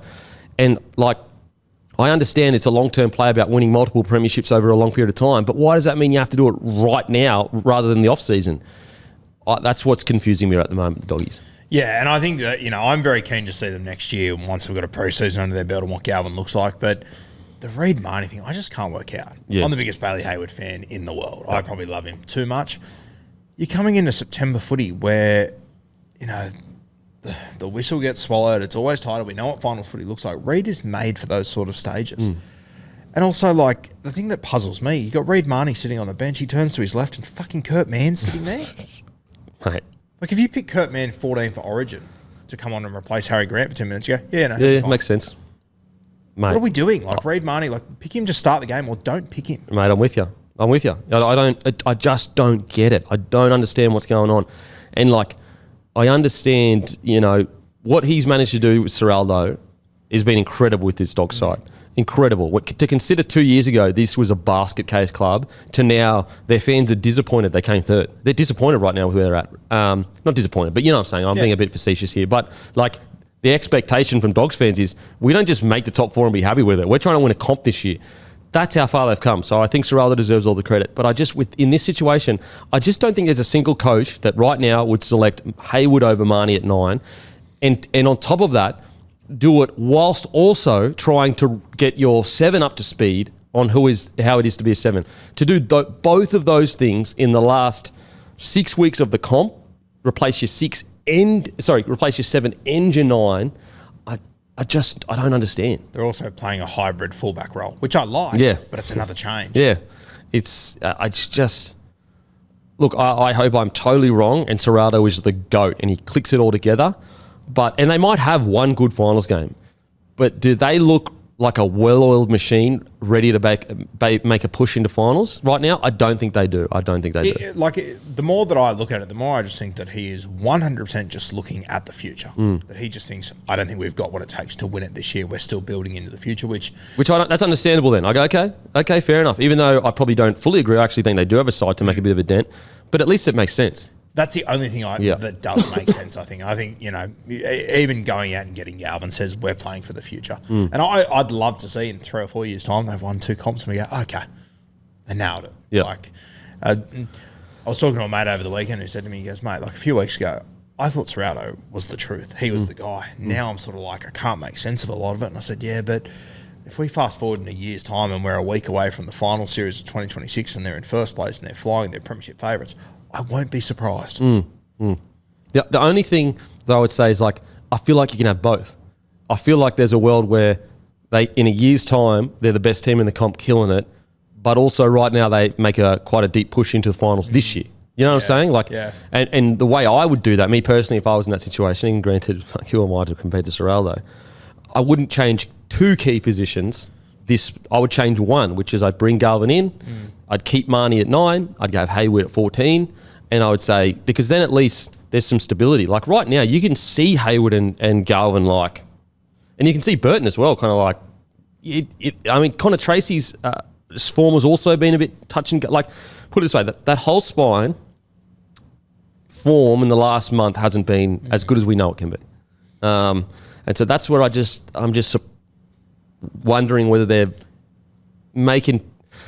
overthought the room a bit too much for this year specifically. However, if you're telling me Serraldo has enough balls to go, we're not winning it this year, so you know what? I'm doing everything I can to win it next year, then I go, fuck, fair enough. Yeah, and that's where, if we get to the final series next year and we're coming into it and you go, okay, well, Galvin's now played 2 to 3 finals games as a halfback. Hayward's played 2 to 3 finals games as a hooker, plus 2 seasons ago. Okay, I can see it, but it's just... No, it does feel like this season has sort of been thrown away a little bit. And, I sat here and Bulldogs fans used to get the shits with me every single week, but, they're sitting in first place and I kept saying, I don't think they can win a comp unless they upgrade fullback or halfback. Yep. They've done one of those. Arguably now they've done both of those by moving Stephen Crichton there in attack. So it's sort of what I asked for. The optics of it have just been a bit of a shit. Yeah. But also, I don't think that you wanted it to happen 4 weeks out from finals footy. More like heading into next year, a new recruit comes in, he's the main guy. What do you reckon, Matty? What are your thoughts, mate, on the Doggies? Last year, they had a great year and they lost week 1. It actually wouldn't shock me this year if they lose week 1 and then Penrith or Roosters come and beat them week 2. Like, how would we judge their season if they keep doing this and then they get knocked down in straight sets, even if it does set them up for the future? Like, I would say getting knocked down in straight sets would be a huge failure. And I don't think the Dogs will be favourites in either of those games. Do we all agree out in straight sets is the most likely outcome here? Like, that's what I think so. Right now, it looks like they're going to go out in straight sets. I don't want it to happen, Bulldogs fans, but right now with the way they've been so scratchy, so up and down, it looks like they'll go out in straight sets. Yeah, like they are going to have to play Storm? Melbourne in Melbourne. That'll probably have Hughes. They will have Grant back. That'll pretty much be their full strength side. See what happens this weekend, and they're coming off rests as well. They'll then have to come back and play out at Homebush and either take on a Cronulla, a Warriors, Roosters, or Penrith. One of those sides. Most likely Roosters or Penrith if you consider the chances of them winning that first week. Yeah. So I think Penrith would go, yeah, fuck, I'll play it there. I fucking hope they would. And play that now fucking home ground, right? Yeah. And I know people sit there going, hang on a sec, like they went down to Melbourne and nearly beat them recently. Melbourne were missing a couple of plays in that game. And also like Bulldogs were like playing for their season almost in that game. Yeah, that games mean more to teams. Yeah, whereas a Melbourne Storm, they were a pretty sweet kind of thing. Yeah. Now I would love to be wrong, guys. So I'm not sitting here going, this is definitely going to happen or whatever. It's just watching them and how scratchy they've been. Like they've just been so up and down that I just wonder when they get into the big games. Like, I mean, when they played the Roosters, they got bashed. And I think that's the other thing that in this week where Penrith rested players and that was the talking point, I think it all got lost in translation. You've obviously got the Kiraz injury. I think the Harry Hayes injury is a fucking enormous one. Yep. That's massive for them. You just said they got bashed through the middle. With all due respect to Saluka Fafita, like the downgrade from Hayes to him, I think that's a big one for them. In a pack that's already pretty small that wants to run with 3 hookers. Yeah. Yeah. I'm with you, mate. I'm with you. Now, I will say, though, I do think the Dogs deserve a lot of credit for where they're at right now. I think it's very easy to forget that, when I say where they're at, what I'm saying is like, even though it's scratchy compared to what we think they could be eventually. They still are in the top 4. They still did come third. 2 years ago, they were a basket case. When you look at the salary cap on Code Sports in regards to their paid players, what Serraldo has managed to do to get out of this roster on paper has been nothing short of incredible. It really isn't. Yeah, and I think as well, the reality of it is, since Galvin arrived, they've dropped down the ladder. They went from first to third. Yeah, I know. It's not fucking terrible. They're not 12th. Yeah. They're third. Yeah. And so, when we speak critically like this, we're speaking it from the perspective of they could win a comp. Whereas when we speak like they've had a good year, we're speaking, comparatively speaking, for where the club has been to where it's at right now. The fact that we have such high standards for this club that if they made a couple of tweaks, they might be able to be a premiership heavyweight to win a comp this year. If they were a premiership heavyweight and they go to make a grand final this year, it'd be one of the great turnarounds all time as a club from where they were 2 years ago. When did Galvin arrive? What week would that have been, do we reckon? I'm just having a look at the ladder. Round 16, they were in first. Round 17, they were in second. Round 18, they were in third. They're in the same spot they were in round 18.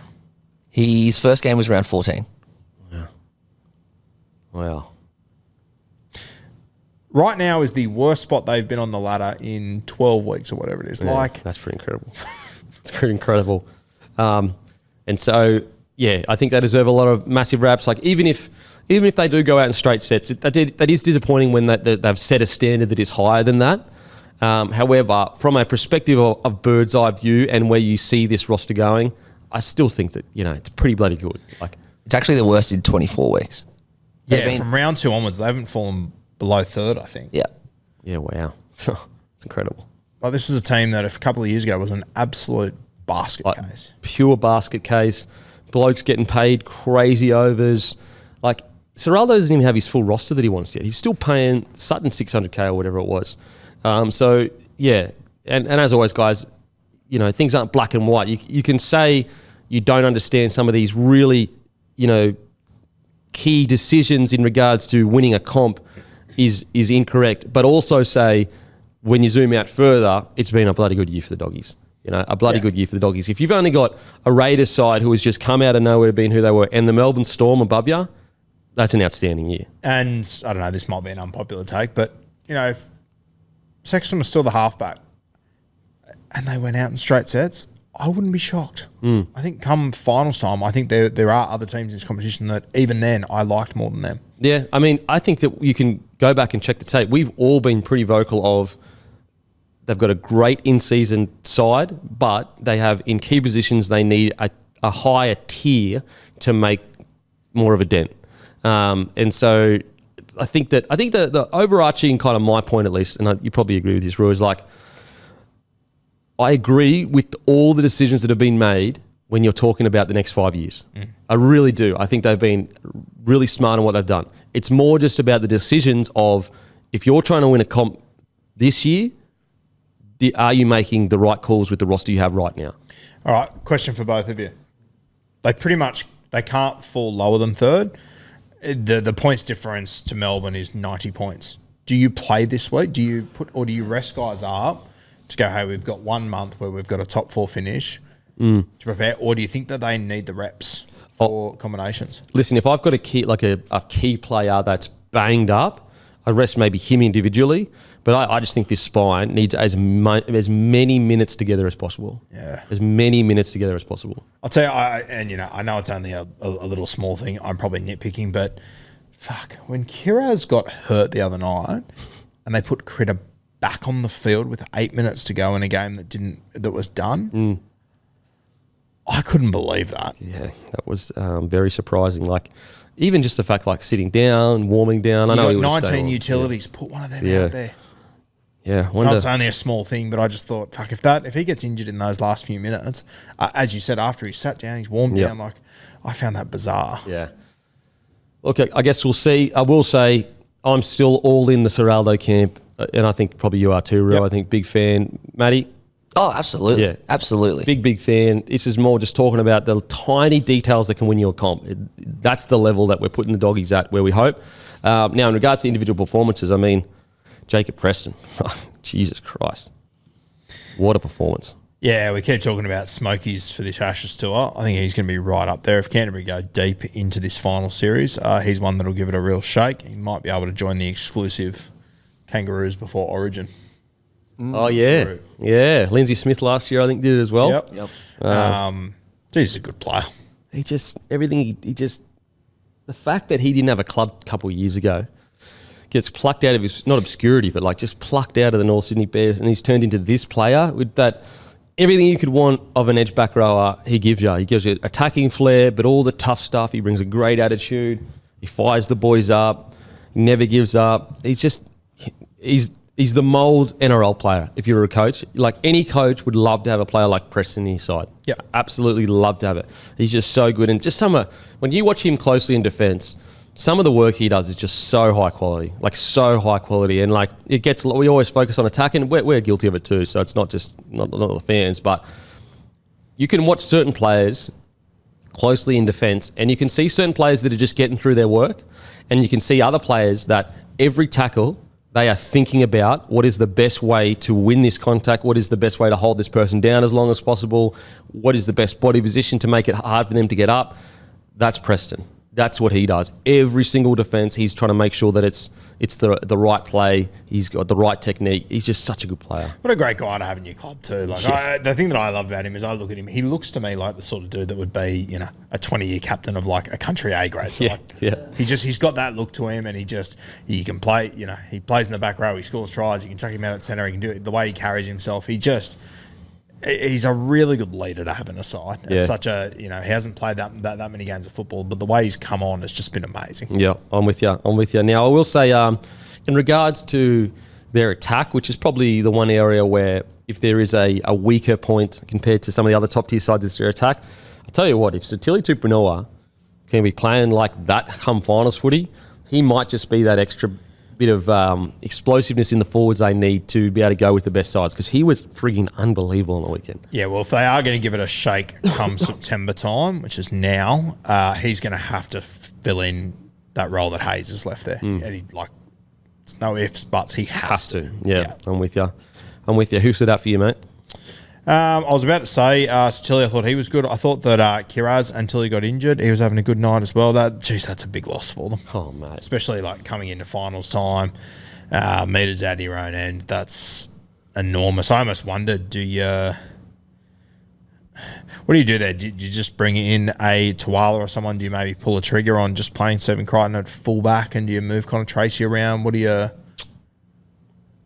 Because, mate, yeah. A bit it's a tough one, because Wilson probably plays more like Kiraz than Tuala, but he's not getting selected, Blake Wilson. Yeah, you got Renakama as well. Renakama, rookie coming into finals footy. It's a big ask. Oh, mate, it's a tough one. What are you doing? I think I would probably go with Tuala, but I'm just trying to think on the fly here. Because mate, when Connor Tracy over the last few years has jumped in and just played centre, he's been fucking good. Like I just wonder if you can maybe jinx something around there. But I also think what they're doing with Critter at the moment, it's not like it's not working. I think it's working well. They're already disrupting enough. I think that would cause a bit too much disruption if you're just totally reshuffling the back line. I just think it's a huge loss, but I just put Tuala back there personally. Mate, it's the intangibles that he offers that team. Like, he's the heart and soul of nearly every set. He's a tough run where he's pinballing off 10 blokes. Like, that gets the guys going. So hopefully he can get back before the end of the whole season. Who stood out for you, Matty? Anyone? It was a funny game because, like, as soon as the Panthers rested all their players, like, the Bulldogs were just put in this no-win situation. It was, if they win 60-0, well, you should have, because he beat up a reserve grade team. If they lose, it's horrendous. And if it's like a mid-game like this, everyone's kind of just like, meh. It's a tough game to really analyse and look at. I'll tell you what, on that point, though, like, I think, I saw a lot of it online of people, Canterbury should have won by more, they should have been better. Like, you play the Penrith reserve grade side, you're not playing planks of wood. Yeah. You're playing guys that are training against the best team we've ever seen, doing opposed sessions week in, week out. You're also playing against guys who are not only in this system, but now they actually get a chance to show what they can do on that stage. So you're playing guys, like, I think there was 6 debutants in that. Plus, the other thing of this Panther side is it's their cup side. Combinations isn't an issue. Yeah. Like, I think the whole, it's a reserve grade, I think people think reserve grade shit. Not even fucking close. Yeah. They put Canterbury in a really tough spot, I thought. And that's why I said at the start, like, the score wasn't irrelevant, but it's close to irrelevant. It's just like, how do they look out there? Do they look flowing? Do they look in sync? Because I'm with you, mate. Like, you've got one team who doesn't matter how much you try to tell them, but in the back of their head, they're going, okay, this is a reserve grade side. And you've got another team going, we have an opportunity to have the greatest victory of all of our lives right now, beating a premiership heavyweight with a bunch of reserve graders. It's like the baby Broncos old story. Yep.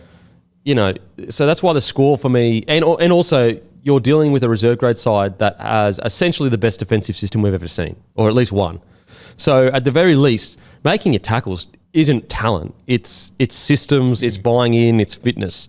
And so, I do think that's a fair point. But, so I don't think it's a disaster by any stretch for the Dogs. They went out, they did what they needed to do. It's just more about, they just look so, like, especially when Galvin had the ball in hand, he just looked so uncomfortable. That's all this energy, and lines were a little bit wrong, like they're a bit outside further than they would have been, or they hit, so it was just the look and feel of it rather than any score or try or whatever. Okay, any standouts for the Panthers before we move on? I love this centre, David Farley, I believe it is. Big boy. Yeah, he looks good. He played in the Pomeroys trials at the start of the year. Yeah. He looked good then. He looked good the other night. So I think there's a bit of promise in him there. Mate, when you got the power of the Pomeroys backing you, you're going to go all right. Tell you what, fucking hell, bring him back. Is Ben Pomeroy the poster boy for that for you? Yeah, 100%. Yeah. Ben Hornby was fucking good too with the torpedoes. He always had a good pair of torpedoes on. Oh, fuck. Bring him back, man. Fuck. Bring him back. Anyone stand out for you, Matty? Yeah, Dane Laurie is just stuck in this purgatory of somehow not cracking NRL consistently, but just being the best player in reserve. Like, I don't watch reserve grade, but I assume he's killing it in there. Every time he plays NRL, he's great. Well, he's really, really good. So I don't know. What does he do? I think his biggest hurdle is he's a good fullback, but he's a great fullback. He's a good 6 because he can play so many different positions. I think that almost hurts him to a degree. Because he's a gun. He's a gun. I think the first grade reps, he could be a great fullback. Maybe not top 3 or anything like that. But fuck, mate, there's so much talent there in Dane Laurie, and he can just do things that others can't. Shout out as well. Obviously, there was X amount of debutants in this, but Jackson Edgar, who made his debut, he got via the 18th man sort of thing. He came on. Another really talented fullback in this system. So okay, only got about 5 minutes. But yeah, really, how cool was it when he came on the field and they were down, 20 odd points or whatever, and you just saw the players get all excited for another one making their debut. I thought that was a great moment. Yeah. No, they definitely held their heads high. The Penrith Panthers reserve grade. I thought they put absolute effort in. Okay, on to the next game. Eels defeat the Warriors 26-22. Let's just get this out of the way because honestly, it's going to give me a fucking migraine. It's going to give me an aneurysm. Listen, I don't think there's been a bigger defender of the Warriors and everything they go through in the media, at least in Australian media. So I want to get that out there. I think you guys all know that. Soft spot for the Warriors. I talk about them getting rough calls all the time. Bro, that's been a knock-on since before rugby league ever existed. What are we talking about? What the hell is going on? That was clearly touching his fingers. It clearly went forward, and he admitted he touched his fingers. Why are we complaining about this call? It's not even a 50-50 call. And even if it was a 50-50 call, sometimes you get them, sometimes you don't. Most absurd thing ever. I cannot believe people have even the slightest well, that was a tough call. It was the right call. Craziness. Roo, am I being an idiot? No, I completely agree. The calls of robbed and all. Fuck, what are we talking about? Fucking ban one word in rugby league. Fucking robbed. Fuck. Please. Robbed. You won the penalty count. 12-5 or something. What are we talking about? And this is where, for me, that Warriors side, all the injuries, everything they've had this year, the players they lost, going over to Vegas, copping shit left, right and centre, they're one of the more resilient sides in the competition. And I know from talking to Wars fans, the vast majority of Wars fans have got on board with that, but there is just this percentage of Wars fans that just bring them down. Mate, I feel sorry for the Wires fans that go, yeah, no, I get the direction we're going in. We're a tough footy side. Fucking hang in the contest. We don't make excuses, which is what the coaching staff and everything have really built over there. And then you've just got this minority of loud fans at the Warriors that just makes the rest of them look like sooks all the fucking time. It's so frustrating. It's frustrating. And also, like, mate, I'd argue it's one of the bravest years in Warriors history. They were essentially one game away from a top 4 finish in a year. I'm telling you right now, the injuries they've had this year, if that happened to any other Warriors squad in the last 20 years, they would be 12th, 13th, 14th, 15th. They would be an absolute basket case. It has been an incredibly brave year from the Warriors. And so I'm with you, mate. Like, it just, you know, I'm sure it's a loud minority, but, like, I get it, boys and girls. You know, when the Warriors get dudded, I will be on here fucking defending you still. I do it all the time. You know that. But fucking spare me with this robbed over that call. It was the right call. Like, it wasn't even, there's not even a fucking slither of doubt. Now, if you want to have an argument about was there conclusive evidence that he did it to overturn it, I'm happy to have a conversation about that. That's still a galaxy away from being robbed. A galaxy away. If you're arguing about was there enough evidence to say it was conclusive, that's not being robbed. That's a less than 50-50 call that didn't go your way. Literally that. And look, I even like Webster in the conference openly said, listen, I'm biased because I'm the most biased man here in the last 4 minutes. So I thought that he didn't touch or something like that. Even he could admit, like, I'm going to have to look at it again. You know, straight after saying that, he said, guys, there were way more things that we did wrong that cost us that game than that last call.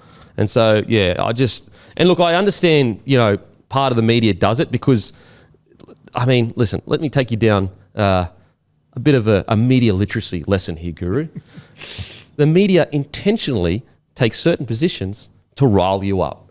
They position you to feel that way so that you engage with the content. Mm-hmm. And so I understand that the media do that, but don't fall into the trap, guys. Watch it for yourself with your own eyes. Anyway, so...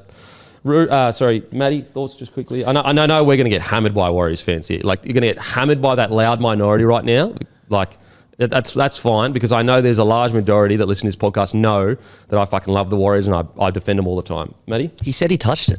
That's it. Well, the people that's with that, when you say that, they say, oh, but it went back. It's like, bro, okay. Okay, honestly, bro. And like, if it was the other way around, the shoe would be on the other foot. Of course. Like, it's just because your team, it's outrageous. It's outrageous. It was the right call. Yeah, that's why you could see Riles when the media tried to make a big thing of it. He was like, oh, are we being serious right now? What are we talking about? Anyway, so just with that, and look, as I said, I know there are going to be a loud minority of Warriors fans saying that, you know, we're Aussies that hate the Warriors and, you know, you don't realise that we get dudded all the time. And look, okay, that's fine, guys. I know that there's a quiet majority that know that we always defend the Warriors, and we do say they get dudded, of course, a lot of the time.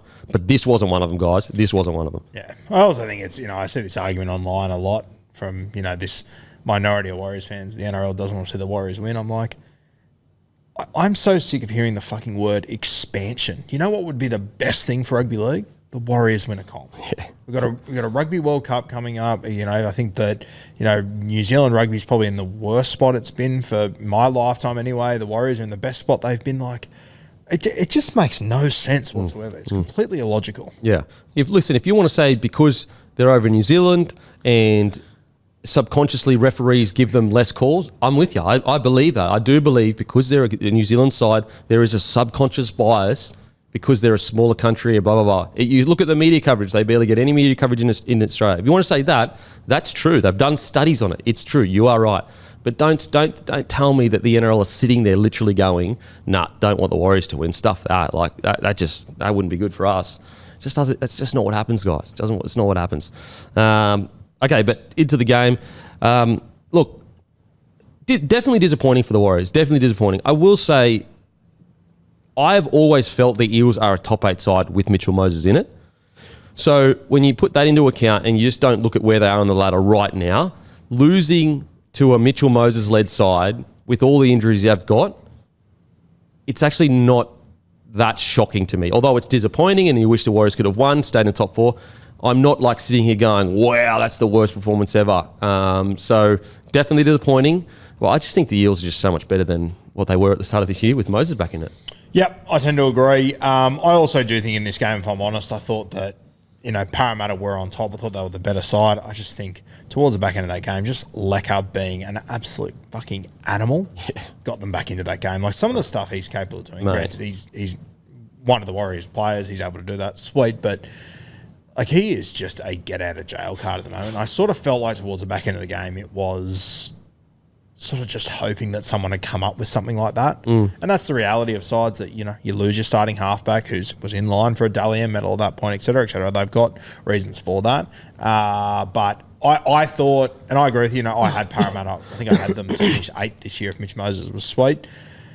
I just thought at home, playing for that top 4 spot, it just meant more to the Warriors this game. So I was a little bit disappointed with their performance themselves, but the Eels are a good footy side. Yeah. Well, if you just take out all the noise or whatever, it wasn't, let's say if you just looked at the ladder, you didn't think about injuries and where they were. So heading in, they were 4th, obviously. The Eels would have been like 14th. My kind of point was it wasn't 4th losing to 14th. Yes. Yeah.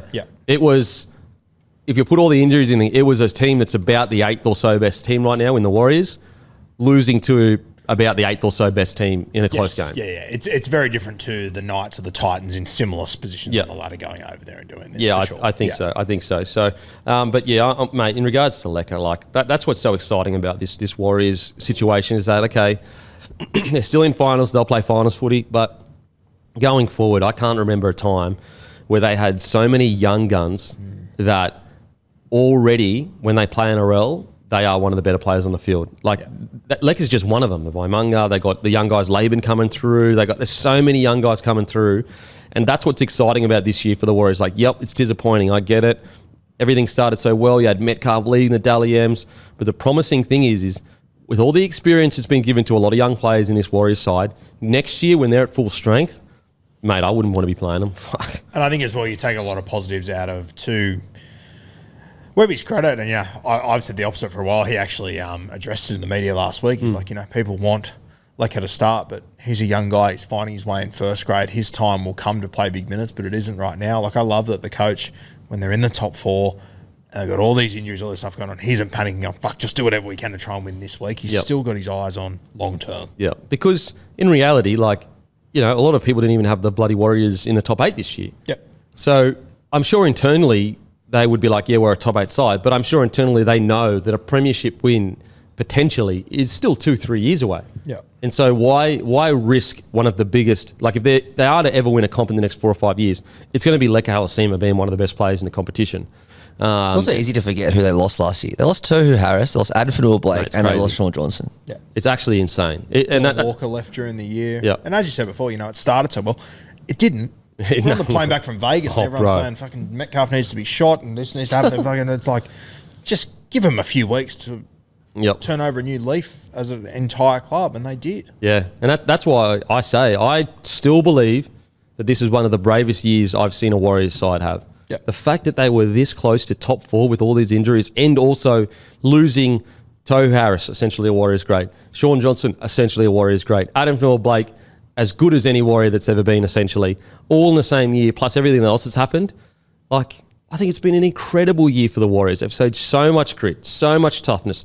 Their fans, well, speaking of their fans, obviously there's that loud minority, but their fans, sold out every game this year. Like, unbelievable stuff. I think it's something like, I'll get the numbers, like 28 out of the last 29 games or something. I mean, sold incredible. out. Like, I don't think the Warriors club has ever been in a better position than it is right now. Where from a fans' perspective, from a roster perspective, from a resource perspective, that's what's exciting about the Warriors at the moment. Yeah, and even, they're in the Harold Matts SG Ball. They're doing good things down there as well. So their pathways is... Jet Cleary's killing it apparently. And you'd know more than me. I've said a few times on this show when he first went over there, I went, I don't know, I think he's a while away. Turns out he was 6 weeks away. So he's going really, really well down there? He's doing really well. So, yeah, a lot of positives. And he... obviously with Tanner Boyd coming up to first grade, Jets had to jump in there. They're like, every time I check their team list, they seem to have a new 5'8" every 2 weeks. They all seem to be flying down there. So, wow. They're doing a lot of positive things, and as you said, once they do get their players back next year, they're going to be a proper handful. And so all these guys that are winning record amount of length of games in New South Wales Cup, they're going to be coming through the first grade soon. Like, and just a reminder, I know everyone knows this, but like this reserve grade side, they're not doing it against people that, like, they're not doing it against random teams. They're doing it against other NRL team reserve graders. So if they're this much better than everyone else's reserve grade side, if they can stay together, what are they going to be like when they get into first grade? So really, really good signs for the Warriors. Definitely, obviously disappointing on the weekend. Just quickly on the Eels before we move on, just a bloody good win. I mean, what about Jack Williams' year this year? Oh, so good. Who would have, like, mate, when he went across to the Eels, like, most of the wider audience of rugby league, and I like Jack, and I'm not saying this disrespectfully, honestly wouldn't have known he went there. They wouldn't have known that they signed Jack Williams from the Sharkies. Since going there, he's been one of their best players all season. Yeah. He arrived there in the preseason. I think he got put straight into the leadership group, which I think as soon as that happened, we all went, oh. Yeah, something's going on there. Something's happening here. Yep. All of a sudden, he's not picking Cartwright, Madison, all these guys. He's done incredibly well. And I actually, probably 5 weeks ago, if you would have said to me, where is he better, edge or middle, I would have said through the middle. I thought he was doing really good things there. But man, on the edge, he's been fucking good. He's a weapon on the edge. He's Absolutely. also, like, you got to remember, like, the halves that he's had on that edge was, you know, he's only really started to hold down that edge spot in the last 8 weeks or so. So it's been Hawkins. It's been Joe Ash. Like, he's not playing with Mitch Moses out there just feeding him good pill all the time. Yep. Sorry, just quickly with the Warriors. RTS, once again, running for 299 metres, 102 post contact, 8 tackle breaks, 2 line breaks. Bro, insane. Is he a sniff at a Dally M? Yeah. You know what? That's a great shout. That's a great shout. He'd have to be up there. Mate, absolutely. You know what? That's a great shout. He absolutely. You know what? There's an example of Aussie media forgetting about the great Warriors. There you go. Boom. You got it. Not me, guys. You got him? I remembered him. You remember him? Not him. Yeah, RTS. Absolutely, RTS should be considered for Dally M Winger of the Year. Absolutely. And if he gets it, I wouldn't argue too. I've got Coates locked in for one. But if RTS gets going, I'll be happy with that. Am I overhyping him, or is Josh Adokar a bit of a sniff too? I think he's been fantastic this year. Yeah, he's especially the back end of the year for sure. Yeah, but there might be a bit of recency bias in that because he has been fantastic. Yeah. Same with Roger, because he missed a couple of months, didn't he, at the start of the year? Missed a bit. But yeah, he's been, like, his stats over the last 10 weeks are insane stuff. Insane stuff. So yeah, good shout. Roo, good shout. I got offered a really interesting hypothetical last night by my friend. Who would you rather be right now, the Rabbitohs or the Eels? Oh, that's a tough one. I'd rather be South Sydney personally. In the next 2 years? See, that's where it differs. Like, in the next 2 years, you'd probably rather be South, but in general, you'd rather be the 5 Eels. years, like maybe Eels. But next 2 years, definitely South. Yeah. Definitely South next 2 years. How old's Mitch Moses? 30, I think. 30. 31. Okay. 30. Yeah. I think 5 years you want Parramatta to South Sydney. As long as Wayne's at South, I want South. Yeah. But yeah, anyone else stand out for you guys for the Eels? Iongi, 2 tries again. Outstanding. Bloody good player. The 2 rookies of the year, I reckon we're going head to head. All right, boys, let's lock it in then. Rookie of the year, who is it for you? Leka Halasima or Iongi? I would go Iongi personally. Okay. But it's not a hill I'm dying on in any way, shape or form. I'm actually going to go Leka. Just because he's a 19-year-old, like, forward. It's ridiculous. I was going Iongi for a bit, but that injury where he's out for, 6 weeks or so? Yep. That's probably affected a little bit. I just think the amount of moments Leka has had this year, just like, bro, seriously, I'm going Leka, Rookie of the Year. Yeah, my only argument to Iongi would be, like, he stepped into the shoes of Clint Gutherson, the heart and soul of Parramatta. Yep. And I don't think it's fair to say they haven't missed him, but he's filled Fucking shoes pretty well. Good. Yeah. Well, when you even look at, like, when we're talking about fullbacks for Queensland, you're going down the list of, like, when they had the injuries, like, and you were just looking at not age, not just form. Iongi was, like, right up there. That's how good he was playing. I think as well the other thing with Iongi is that he's played, obviously he had the 5 or 6 weeks out, but he's been fullback 80 minutes all year. Mitch Moses in and out of the side. Even when Mitch Moses wasn't there, he was tremendous. It's not like his fault at all, but I just think he's obviously, it's evident through the minutes he's played, he's been managed a little bit differently. Yep. So Yeah. he comes on and has these big impacts, but Iongi's just been fantastic from start to finish all year. Anyone else Rookie for the Year? You can throw in Toya, but I think he's a step below those two. I think accolades-wise, Toya has to be in the conversation, but I think it's those two. Yep. I'm happy with the decision they've made with Mark too. I back that. I don't know. Yeah, I think so too. I'm with you, mate. Like, I get it, league or whatever, but like, mate, if you've played for the Wallabies, like, Could have won a World Cup. Like, what are you fucking talking about? Matty makes a really good point. Or do you want to say? Well, yeah, like if Quade Cooper came next year, would he win Rookie of the Year? Yeah. He's like 40 years old. It's crazy. Anyone else stand up for the Eels boys? I think that's pretty much it. Good. Okay, on to the next game. Roosters beat the Storm. We've already spoken about this a little bit, guys, in the SubDog segment, and also Kayo Can't Miss with Nwanga Niwate. So if you want to see us talk about that, go there. Look, great win for the Roosters, especially that second half. With the Melbourne Storm, doesn't bother me, to be honest. Like, I've seen as much as I can see from the Storm to consider them our premiership heavyweight. Their attack is the best in the comp. I think their defence, statistically, is now the best in the comp as well. When they're all on song, locked in, they've shown grit and defence. They've done all the tough stuff. Their first half defence was outstanding. Just an off night in that second night, and just got a red hot Roosters that it all kind of came together for them. So I'm not too concerned with the Storm. 40 points and a half doesn't concern you at all? I've just seen so much from them. Like, great win against the Doggies, great win against Penrith recently. We've seen their attack be just unbelievable. I've just seen enough from them to be okay with it. Yeah, I think that many points and a half is a little bit concerning, but I agree. It doesn't move the needle for me massively. I'll be honest though, I'm not as confident as I thought I'd be on Melbourne at this time of the year. Okay, fair. Yeah, I'm definitely not. Like, I thought they'd be my red hot premiership favourites. I think if Raiders play them next week in a grand final, I'd probably back the Raiders in at the moment. Okay. What do you reckon, Matty? Yeah, the last month or so they've been awesome, but before that they were pretty patchy, and this game was the definition of patchy. They were okay in the first half, and the second half was horrendous.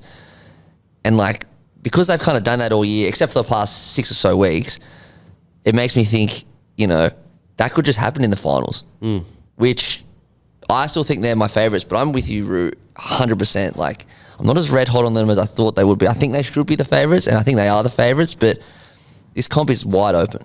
Even as you said, the last month, they lost to Manly. They beat the Roosters by 4. They beat the Eels by 6. Beat the Broncos 22-2. They beat the Panthers in Golden Point, and then they beat Canterbury by 6 last week. I understand that there's context to all that, players missing everything. But yeah, they're just not as... I don't think they're as ruthless as they have been in the past to make the Melbourne Storm. Yeah, that's fair. I don't have them as fucking sure things or anything like that, but they're still my favourite just because I think they've shown the best attack and the best defence this year.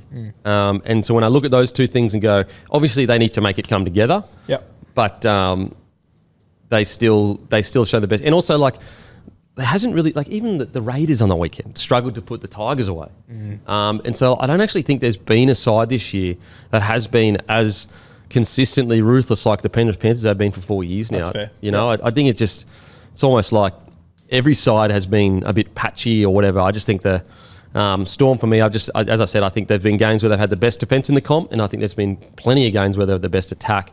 Whereas, for example, I look at, the Dogs, great defence, but their attack is just, nowhere near top tier. Raiders, good defence, okay defence, great attack. Whereas, the Storm, at their best, can be top tier in both kind of thing. I think the big thing with the Melbourne Storm as well, going against what I'm sort of saying, supporting you a little bit, is that, realistically after this weekend coming, they've probably got 3 games of footy left. I think they'll win in Melbourne week 1. 2 of them are going to be down at Amy Park. Yeah.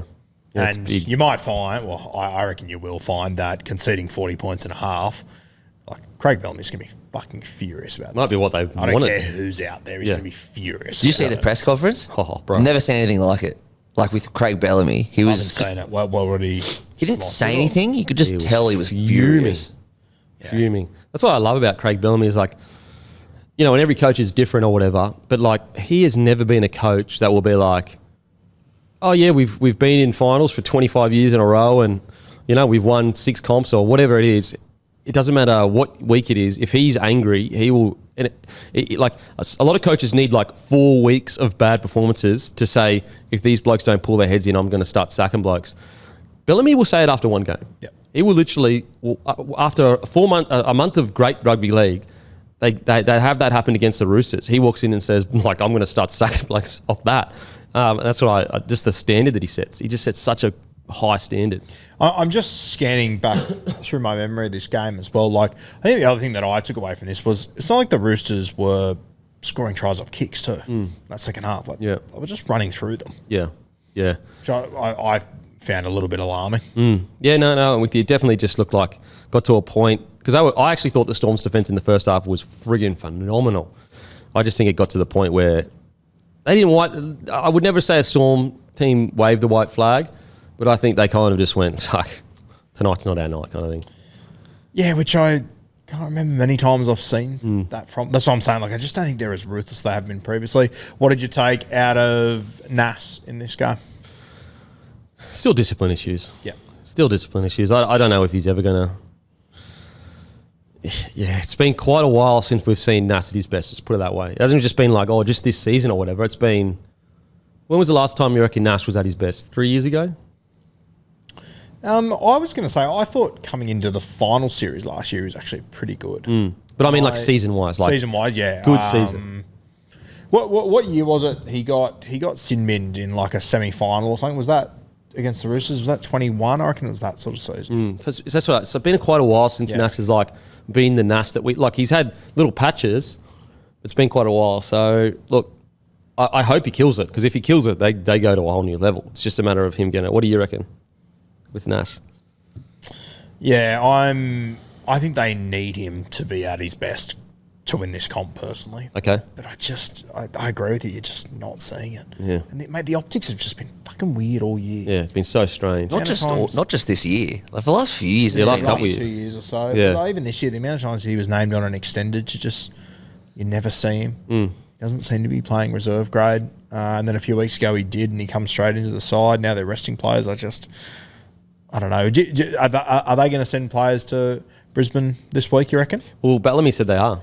Okay. So they're not going to rest that many players. It's bad news for Brisbane, I reckon. This is the worst week in the history of Melbourne to play them after getting a 40-0 second half. Honestly, if I'm Brisbane, I'd almost rest all our players, because I'm like, it doesn't matter. Who gives a shit? I don't get belted by Melbourne after Bellamy's giving him a spray. It's going to be really interesting to see how it all plays out this weekend, more so from like the schedule of the weekend. So like if Broncos beat Melbourne up there on Thursday night, I'm the Warriors and I'm going, well, I can't make top four. Is it worth me sending all my guys to play at Brookvale Oval against Manly on Friday?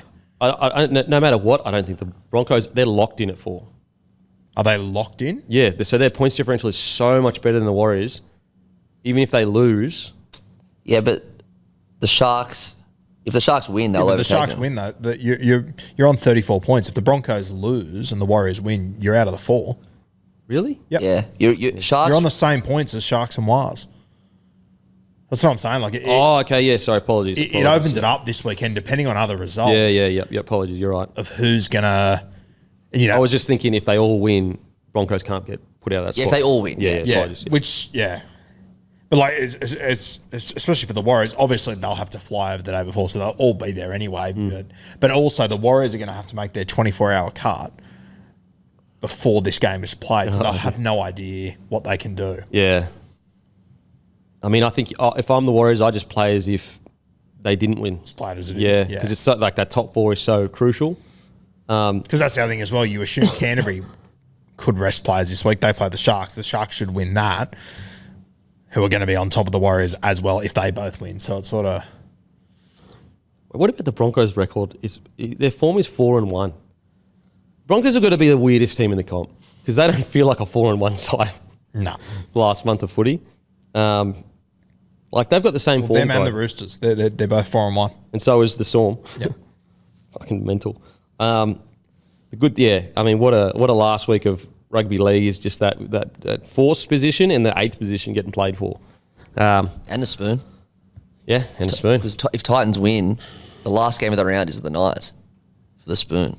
Against the Knights? No, it's not against the Knights. Okay. But if Titans win, then Para are playing Newcastle.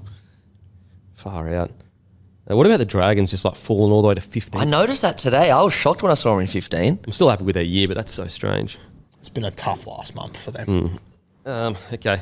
Alrighty, let's get into... in regards to the Roosters' performance, so just talking about the Storm. Anyone else stand out for you guys with the Roosters? So Mark was good. I thought that Wong had a good game as well. I think he's going to become more and more important to them as the season goes on. And I thought Radley was really good as well. Yeah. He's putting together a really good finish to the season, Radley. What about White's tackle on Stefano, was it? To save a try at the stroke of half time? That was crazy. He's having a good year. I thought Savala was outstanding. Where did that come from? Like last week, he looked so lost in the halves, and then to come out and put on that performance against the Melbourne Storm, I thought it was one of his better performances, Hugo. Yep, and it just makes it even more murky. So strange. I thought he was outstanding. Obviously, we spoke about Namangani Tuwase. Rob Toy also had a bloody good game. James Tedesco, I know we've said it a couple of times, but I can't believe how many people were calling him washed, two, 3 years ago. He's locked. There's no way I don't think anyone else wins the Dally M. I think he's locked into it. I think he's going to absolutely shit him. Yeah, huge score, maybe even record. It's with that Dally M medal, you quite often get to the last round and they're still adding it up, mate. It could be done by round 23, I reckon. Genuinely, unless Cleary. With Cleary's lost last 2 games and he rested last week, so I don't think he's going to win now either. Yeah. So, it's got to be Teddy. I think Teddy absolutely floods it in. Yeah, I'm with you, mate. I'm with you. I think it's going to be huge, huge win. If you have a look, I don't have it in front of me. I went over it a few weeks ago, but that'll be, I think, Teddy's second in 5 years, and he's finished second twice as well. His resume is actually insane. Yeah, actually insane. So great performance from him. I thought Egan Butcher when he came on. Egan Butcher when he came on was really good. He's had a good last month, Egan Butcher. Mate, I've been watching him going, when's it going to happen, bro? Because it's there, the talent's there. He's still relatively young, but it just feels like every year it's okay, maybe it's just never going to happen. But, mate, he's been good. He was good on the weekend. He's a good player. There's something there in Egan. There really is. There is. I don't know. And I think he's one of those guys. I think he's still stuck in a bit of a, am I an edge? Am I a middle? But the Roosters forward curse, you mean? Yes. Literally every single one of their young forwards is I don't know if I'm an edge or a middle. But, I've really liked him coming off the bench the last few weeks. Yeah. I think the less job description you give him, he seems to just let him go. Yeah, for sure. But, on the weekend, I thought he brought a lot of impact off the bench. Okay, on to the next game, guys. Just a reminder, we'll be moving through these pretty quickly, just because there's not much impact on some of these games. And also, still recovering from last week, was quite crook. Now, Raiders versus the West Tigers, brought to you by Aspley Mazda and Luke Camilleri. That's right, guys, an exclusive offer for Bloke community members only. Discount on new and used vehicles at Aspley Mazda, but you can only get that if you message Luke Camilleri on Instagram, LDC_01. Give him a follow and message him. Even if you want to ask him about how much you could get in if you trade your car in, or if you're looking for a new vehicle and you want to trade your car in, any question in regards to cars, he will take care of you. He's the best in the business, guys. On top of all that deal that he has for Bloke community members only that's not going to be around forever, if you're in Southeast Queensland and you are part of that deal, you get 15% off services for forever. So it's a great deal, guys. Give him a message. It's only via messaging him on Instagram you can get it. You might have a mate that, let's say you've got a couple of mates looking for a cars. Message through Instagram and he can set it all up. Okay, Raiders versus Tigers. Look, 24-10. They got the job done. That's the main thing. Wasn't necessarily that convincing, but that's kind of irrelevant for me. I thought the Tigers were quite brave. But the error count just killed them, especially in that second half. They do all this brave defending and you go, fuck, this old Tigers team would be 50 behind right now. But then they just make error after error. So brave performance from the Tigers though. Raiders, they get the job done. That's all they needed to do. Minor premiership. What an incredible year for the Canberra Raiders. To think that they have just won a minor premiership, the first time since 1990, with a roster that's all not a single player is getting paid overs. And this huge future ahead of them, it's amazing stuff. Yeah, first team since 2012 to win a minor premiership not named Penrith, Melbourne or Roosters. That is unbelievable. It's crazy, isn't it? We all sit here and complain about how fucking long the season is, and for no other team to do it in that time He's unbelievable. What's that, 13 years? Like, Yeah. crazy. Far out. And for it to be the Raiders too, like, that's just amazing. So good. Yeah. What do you think of the game? First of all, I just want to give the NRL a quick shout out. Common sense prevails. Take the Shield down there. I know in previous years it's been a bit of a shit fight, and it's like, can we just put 2 brain cells together? If the team's going to win it, take it there. Yep. Melbourne obviously lost on Friday night. Straight on the highway, get it down there. Made total sense. Good to see. I love how they kept showing it though, and it was just wrapped in bubble wrap. Like, surely you take the bubble wrap off. Yeah, they like, I reckon 3 or 4 times they just kept panning to it, and it's just like lying down with all this bubble wrap all over it. And it was great though. Thoughts on the performance? Did what they needed to do, the Raiders. I don't look too far into it. I thought their forward pack was tremendous. Corey Horsburgh and Joe Tarpanay in particular. Zach Hosking was really good. But, yeah, I don't take too much away from it. Raiders got their eyes on bigger things over the next few weeks. So, did what they're meant to do at this time of the year. It's good that, like, Tarpanay and Horsburgh are looking just so energetic and fresh. Like, they have 2 key forwards looking that fresh heading into finals footy. Like, that's what you want. I said it last week, but yeah, whatever that moment was that Ricky Stewart and Corey Horsburgh sorted out their stuff, should be a statue of those two shaking hands. Listen, like, if they go on to win a comp, Corey Horsburgh is going to be so important to this side. It's crazy.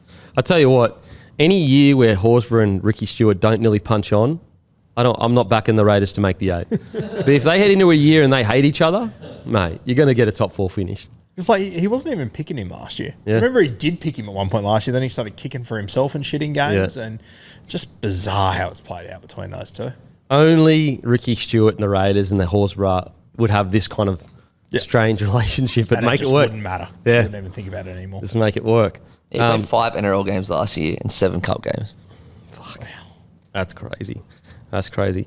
Look, not to be a Debbie Downer, their biggest issue heading into big games, though, is just under the high ball. Like, finals footy, you cannot afford to be dropping just high bombs left, right and centre. They've been managed this year to work around it, but they just got to make sure heading into week 1 of the finals, doesn't have to be great, just solid.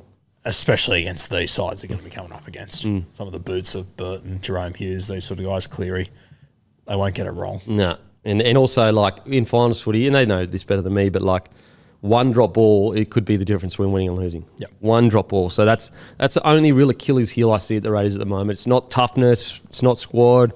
It's not attack. It's not none of that. It's just they're under high ball in defence, outside backs. Just, a lot to let to be decided.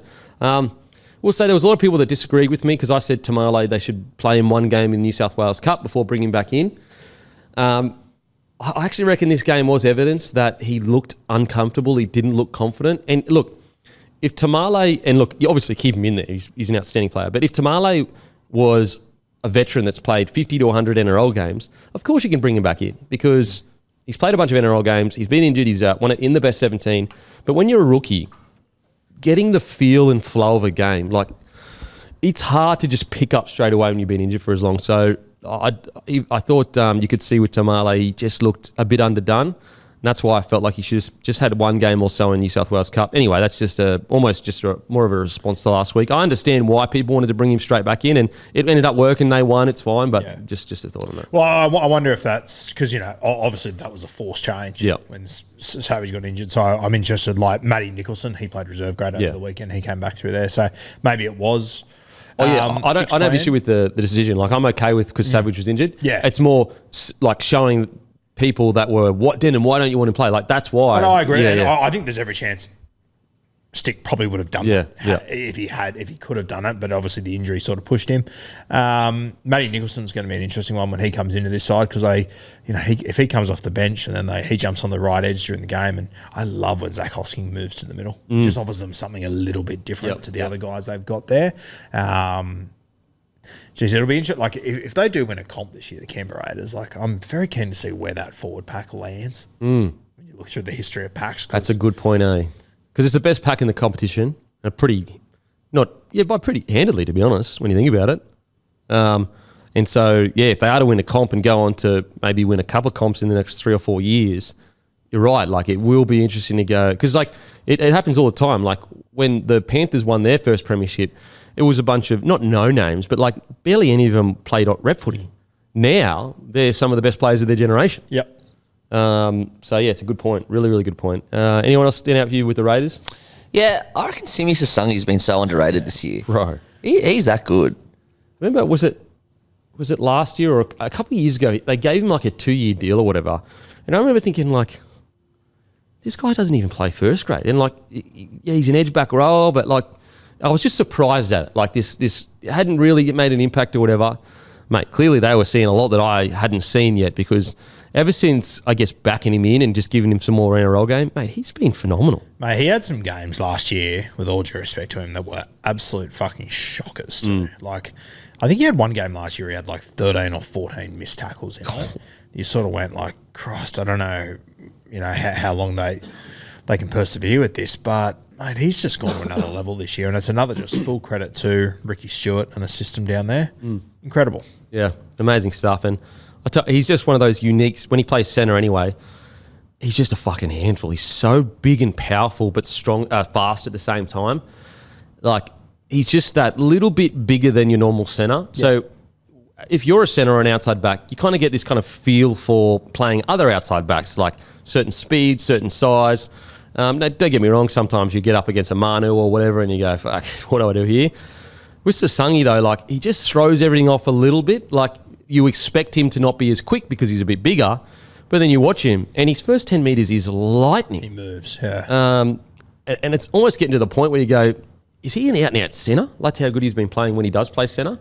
But he also, mate, like, there's been a few games there where Hudson Young's not been available. He jumps to the back row and he doesn't miss a beat. Yeah, no, I'm with you, mate. I'm with you. He's just been so good. So, mate, great stuff for the Raiders. Incredible moment. Like, to see that sellout, my wife's parents, they're Raiders fans. Like, I'm just so happy for the Raiders fan base because, like, to a lesser extent than the Warriors, but they absolutely cop out of sight, out of mind all the time, the Raiders. Like, similar to the Cowboys to a degree, and yet they've managed to just put their heads down over the last 4 or 5 years, just get through each year, build and build and build, and all of a sudden they've won a minor premiership. And it's not in a year where you go, oh, they got lucky to win that minor premiership, or a year where they're like, yeah, they won the minor premiership, but they're not going to win a comp.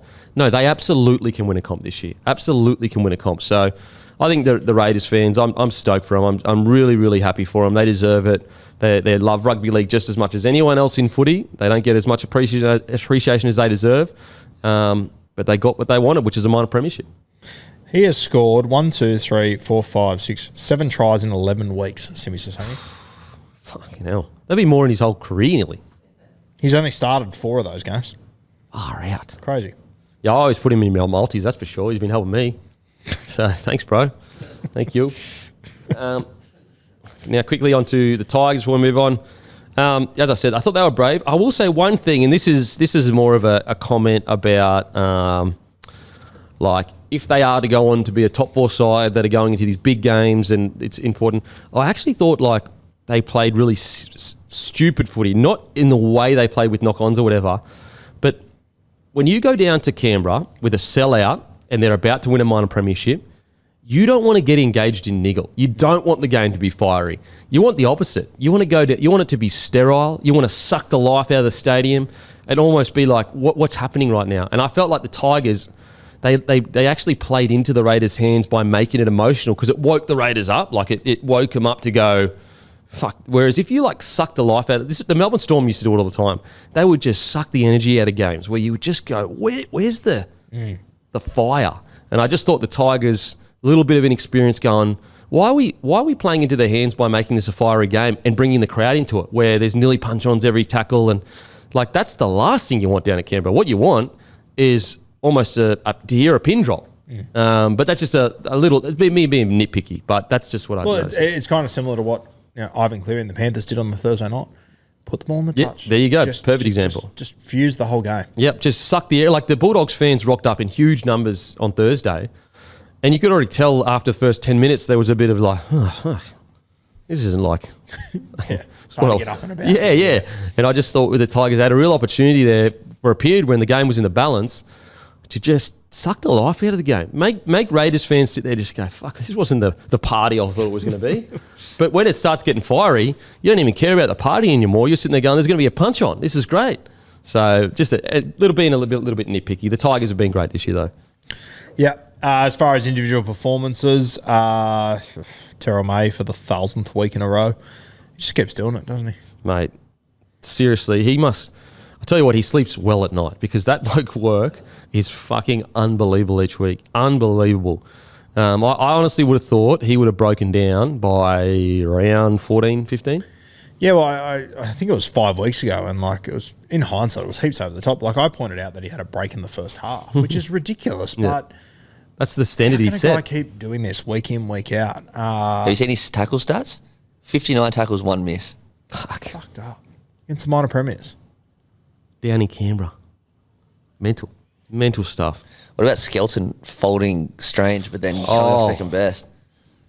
Bro. Ethan Strange must be made of it's like, it must be the haircut. I told you, got those sideburns.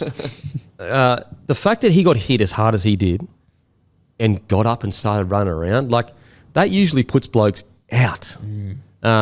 Stoke Skelton's all right. Geez, he can hit, bro.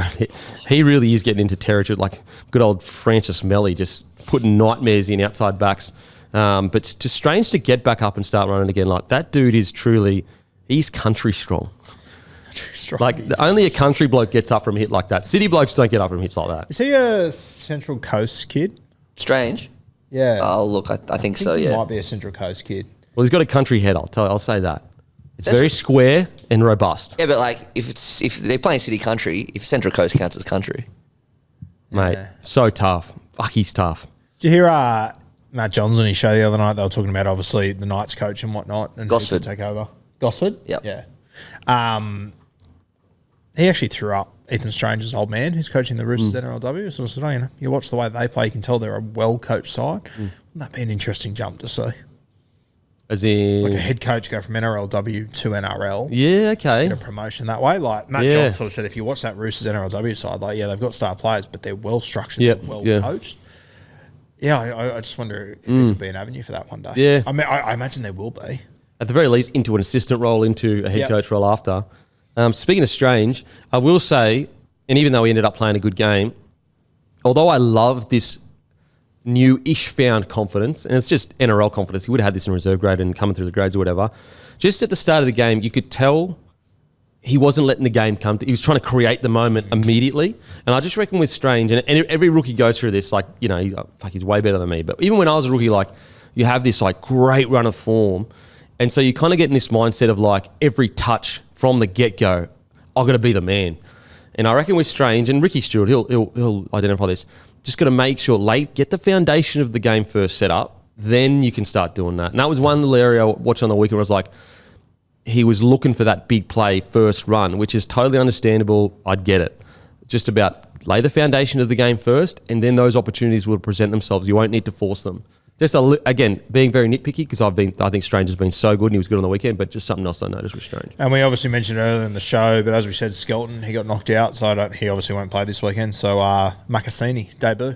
Very exciting. Okay. Young gun coming through, outside back. A lot of raps on him. Yeah, very exciting.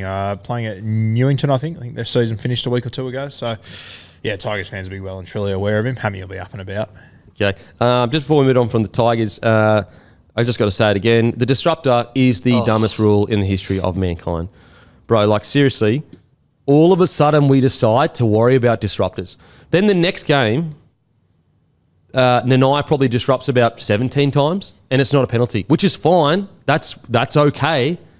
Bro, I want to know if there was anyone that's played in the NRL that's an outside back was in the room when someone brought up the disruptor rule.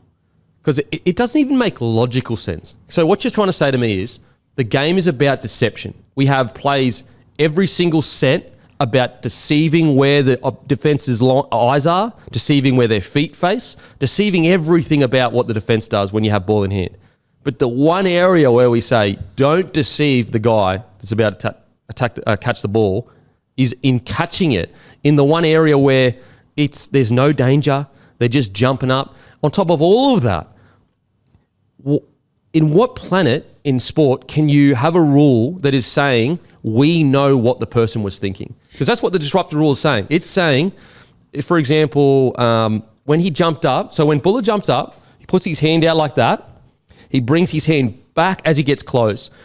What the rule is saying is we know that Buller intentionally was putting his hand up like that and pulling it back to disrupt the catch, not Buller jumped, thought he was going to catch it, realised he wasn't, didn't want to interfere.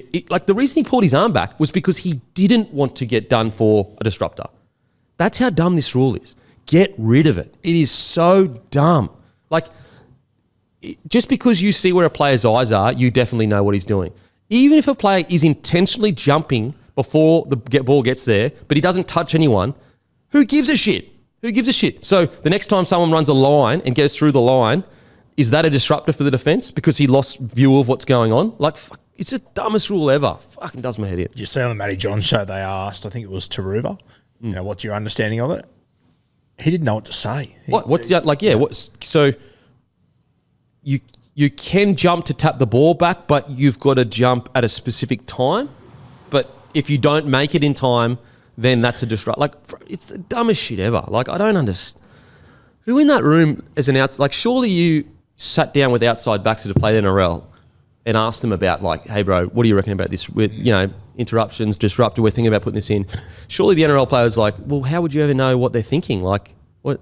It's the dumbest rule ever, bro. I don't get it. I don't understand how it even got brought up. Surely it wasn't an issue. No, nobody was asking for this rule. Yeah, you're right. You're absolutely right. There's not a single fan that was going, by God, how dare he jump early? This is killing the game. The game's gonna be dead in a year if we don't get rid of these bloody disruptors. It's just like making rules just to make rules. And I hate that, like, Hannay jumps 10 seconds early, as you said before, and I'm sitting in my lounge room going, oh, that should be a disruptor. Yeah. Like, I hate that. It's crazy. Who cares? And he does it, like, multiple times, and you're like, well, like, there was a penalty for a non-disrupt. Like, think about how silly it is. Buller pulled his hand away from the ball, didn't get anywhere near it, but he gets in trouble. But if he had kept his hand out, he wouldn't have got a disruptor against me. Make that make sense. So his hand out would have touched the catcher and would have made it harder for the catcher to catch the ball. That wouldn't be a disruptor. But if you pull the hand back and you don't get near it, that is a disruptor. Like, bro, what are we doing? So crazy. Okay, on to the next game. Right, it just, mate, it doesn't matter. It is the dumbest, like, who was asking for this? It doesn't make any sense.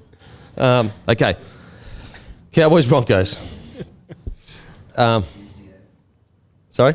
Oh, missed the game? Sorry. Seagulls, sorry. Seagulls, Manly. Sorry, Seagulls beat Dragons. Look, good win. I will say, sorry to be negative to Manly fans, most Manly end to a season ever. Ever. Like, this is in your DNA as a club. When the season is there to make the 8, you play terrible rugby, like the most ugly rugby league you'll ever see. Once it's out of your reach, you start putting 40 on teams.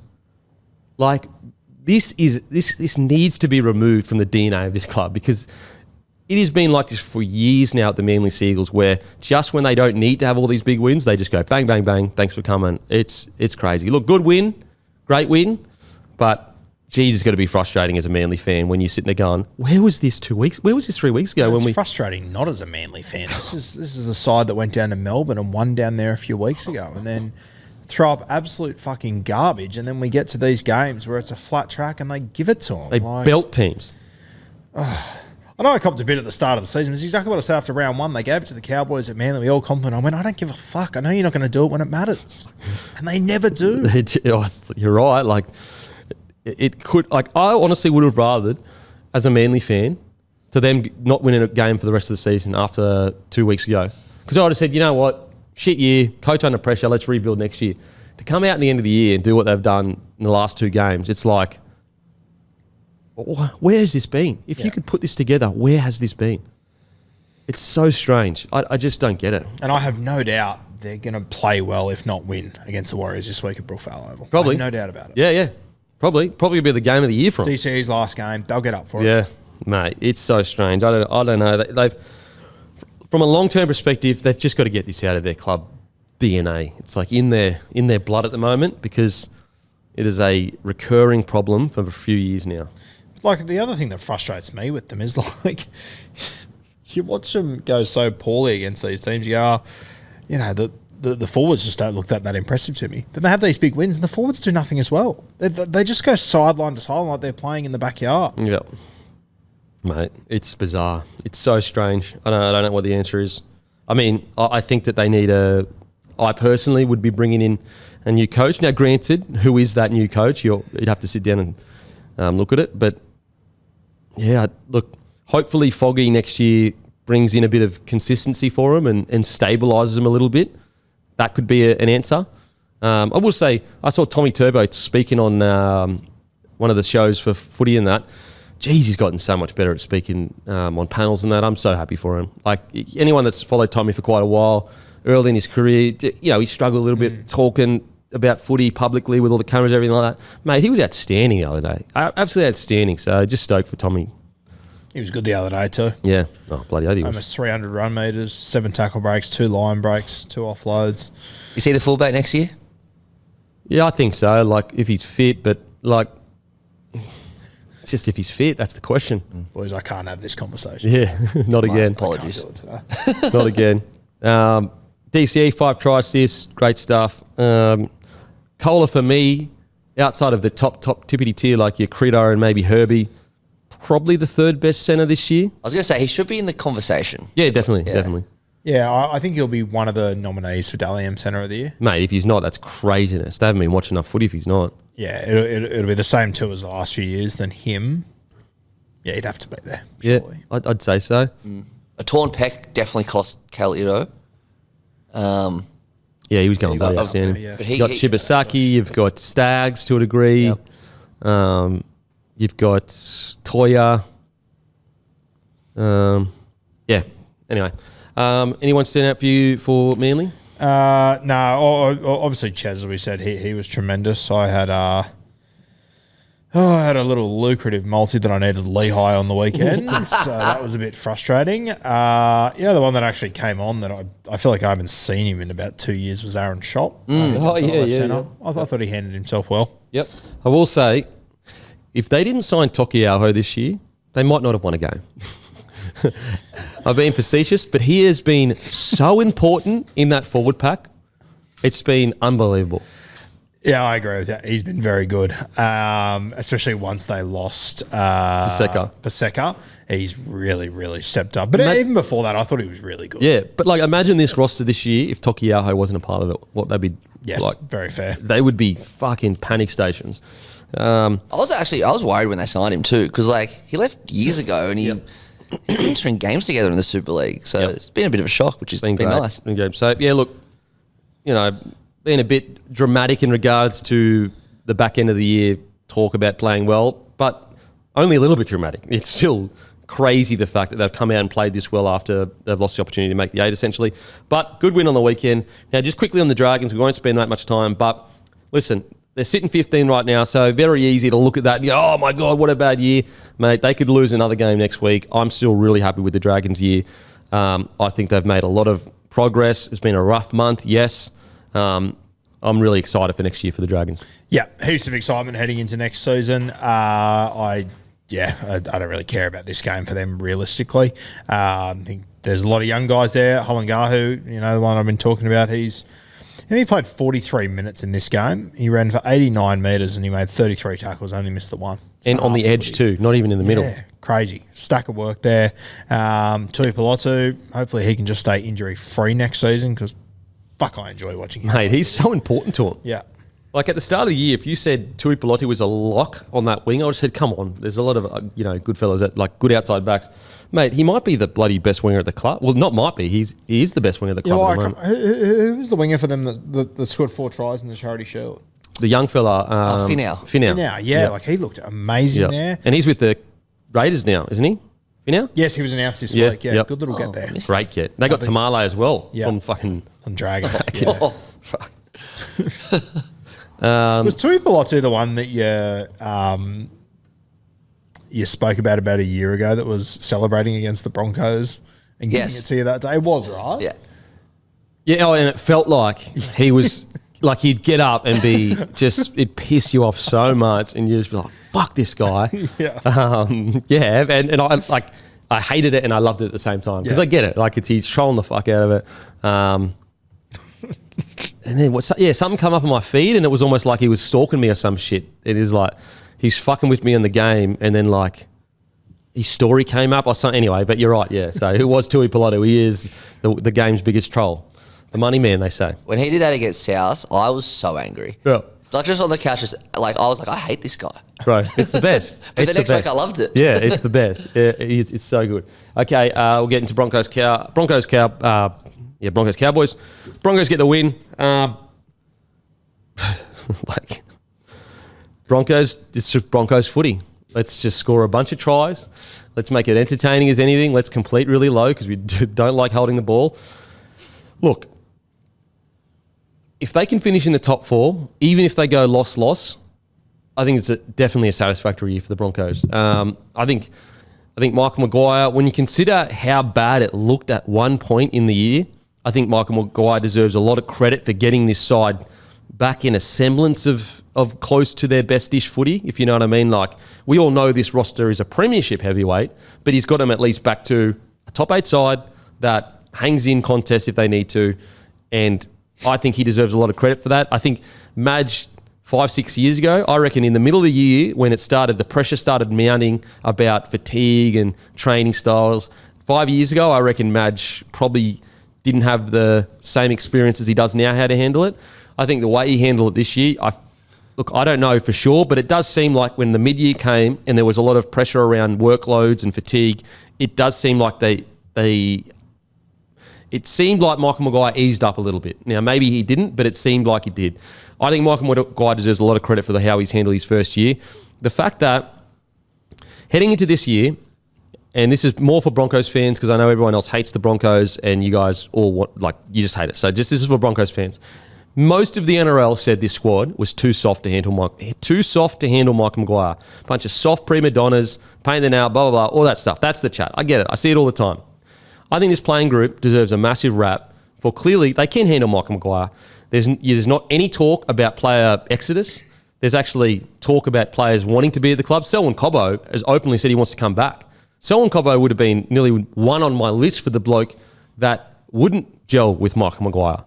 I think the playing group and Michael Maguire deserve a massive rap for this first year. There's going to be growing pains, but they've managed to hold it together, and they may even make the top 4 this year. Obviously, it's a big task against the Melbourne Storm. So me personally, as a Broncos fan, I am satisfied with this year. Is it the best year in the world? No, but I think it's a good, solid start to Michael Maguire's coaching career. I think any season you finish top 4, you got to be happy with it. Surely. And mate, after round 5, finishing outside the 4 from the Broncos would have been disgraceful. Yeah. After round 15, not making top 4 8. felt like fucking Everest. Yeah. The fact that you're going to, I think you will finish in the top 4, I can't believe it. It's crazy. It's crazy. Yeah, how he's managed to wrangle this season back under control, it's been quite impressive in my opinion. They're just like no one else in the competition. Are you like tipping Kramer on Seinfeld. They've just got their own shit going on. It's chaotic as all hell. They just fall ass first into a fourth. Not ass first, but I don't know how they've got there. Yeah, mate, you're right. What do you reckon, Matty? I actually don't think they're going to make the 4, because I reckon Storm are going to beat him this week, and I reckon. I mean, even still one game from the 4, it's still fucking amazing. When I sit down each week to watch the games, besides Rabbitohs, because that's my team, but the Broncos are the team I get excited to watch the most. I absolutely love watching them, but when I watch them, I think it must be tough to be a real fan of them because they make so many errors and do all these silly things. But as a neutral, they are an absolute joy to watch. And obviously, I love Madge. Everything that Madge as a South fan and as a Blues fan. So I wish nothing but the best for the Broncos. I love watching them every week, but yeah, they're definitely not perfect, but they're exciting. But they give you 4 storylines in a game. Yeah, it's crazy. It's just Reece Walsh is on his own little quest, doing his own thing. Payne Haas is doing his thing, and it seems Benny Hunt's got his thing going on. Ben Hunt's doing his thing. Like Adam Reynolds isn't in the side. Maybe they look better at the moment. I don't know. It's just you've got Karapani, who's come from the clouds. You've got Shibasaki, who was playing Japanese reserve grade rugby a couple of months. It's just unbelievable. Stags in career best form. You got no back rowers. Yeah. Doesn't matter seemingly. Yeah. Mate, it's bizarre. It's so strange. And that's what I just think, like, Michael Maguire deserves... I think if there was ever questions about has he altered his coaching style and methods and improved year on, year out, I think this year is a perfect example he has. I don't reckon, like, Madge from 2014, if this same thing happened with this squad, I reckon the whole thing would implode because he was so top tier and elite that unless that top tier and elite reaction happened, I don't know if it would have worked out.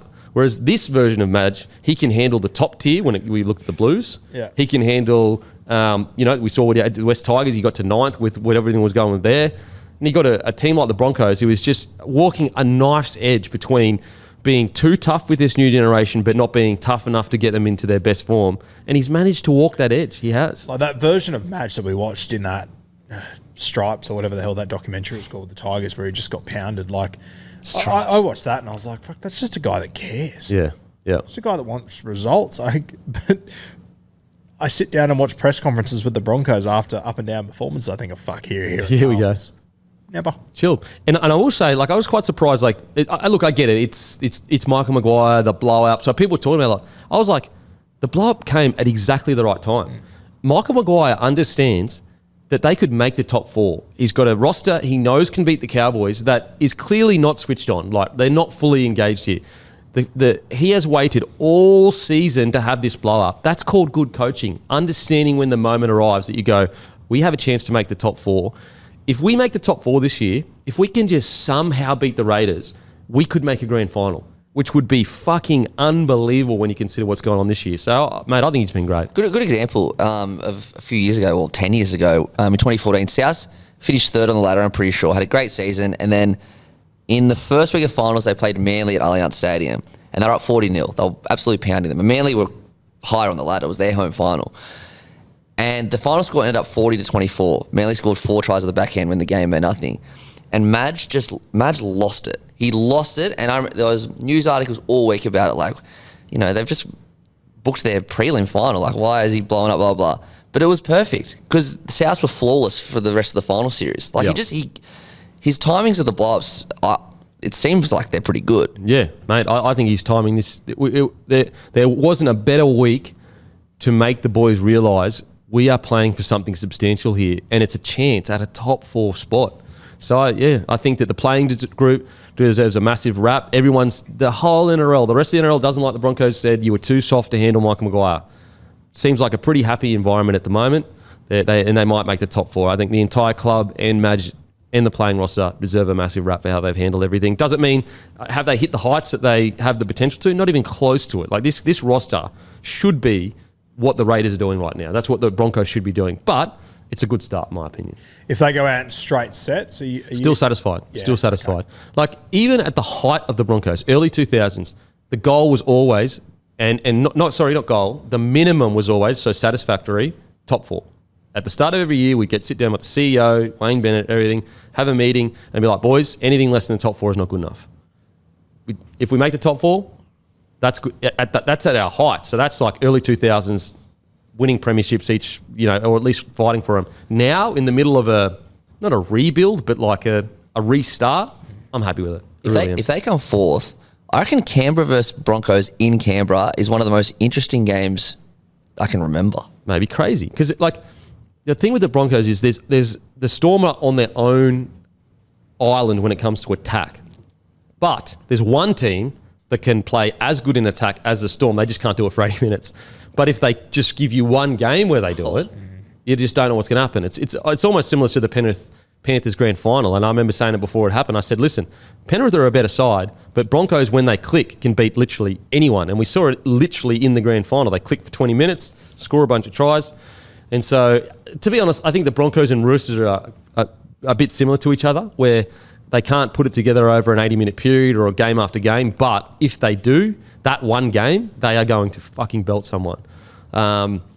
So, as I said, as a Broncos fan, I'm really proud of the boys. I'm happy with where they've landed, especially with when the middle of the season started. I thought, oh, fuck, here we go. Like, we're going to start getting the stories about Walsh not happy or, Reynolds is off it or whatever, but it hasn't been the case.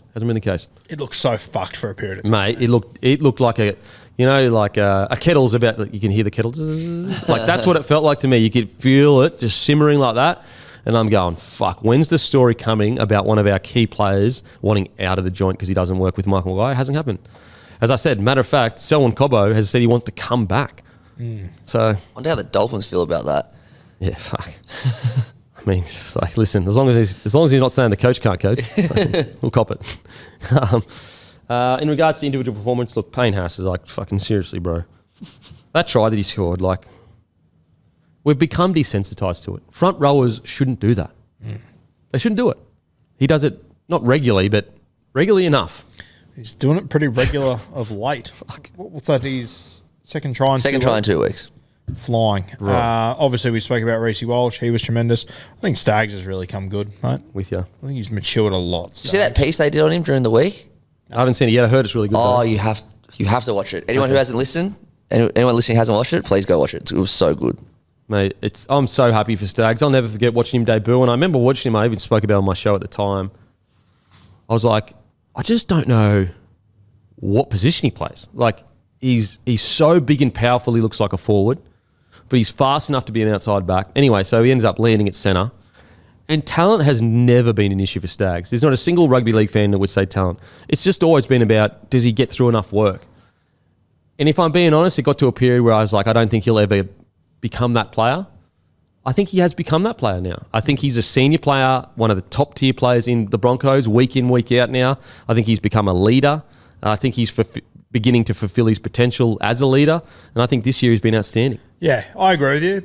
And I still think he's got more to offer. Yeah, I'm with you. If you. he goes to another level next year and we're talking about him as a, Dally M centre, I won't be surprised. Yeah, I'm with you. Like, if they can get a stable spine there together that can... Because at the moment, he's having the big moments, in regards to line breaks or whatever, but a lot of it is like, out of nothing, out of his own end. Whereas if they can create a system where he's getting good ball in good ball, I think we'll see the Stags that we saw at the start of his career that was like highlight reeling, fending blokes, fucking getting thrown over the sideline kind of stuff. But yeah, I think he's been outstanding. Shibasaki, geez, he's been good. He's been so good. Already spoke about Walshy. Quick stat on Haas, I just had a look. He's missed 2 tackles in the last 3 months. Fuck.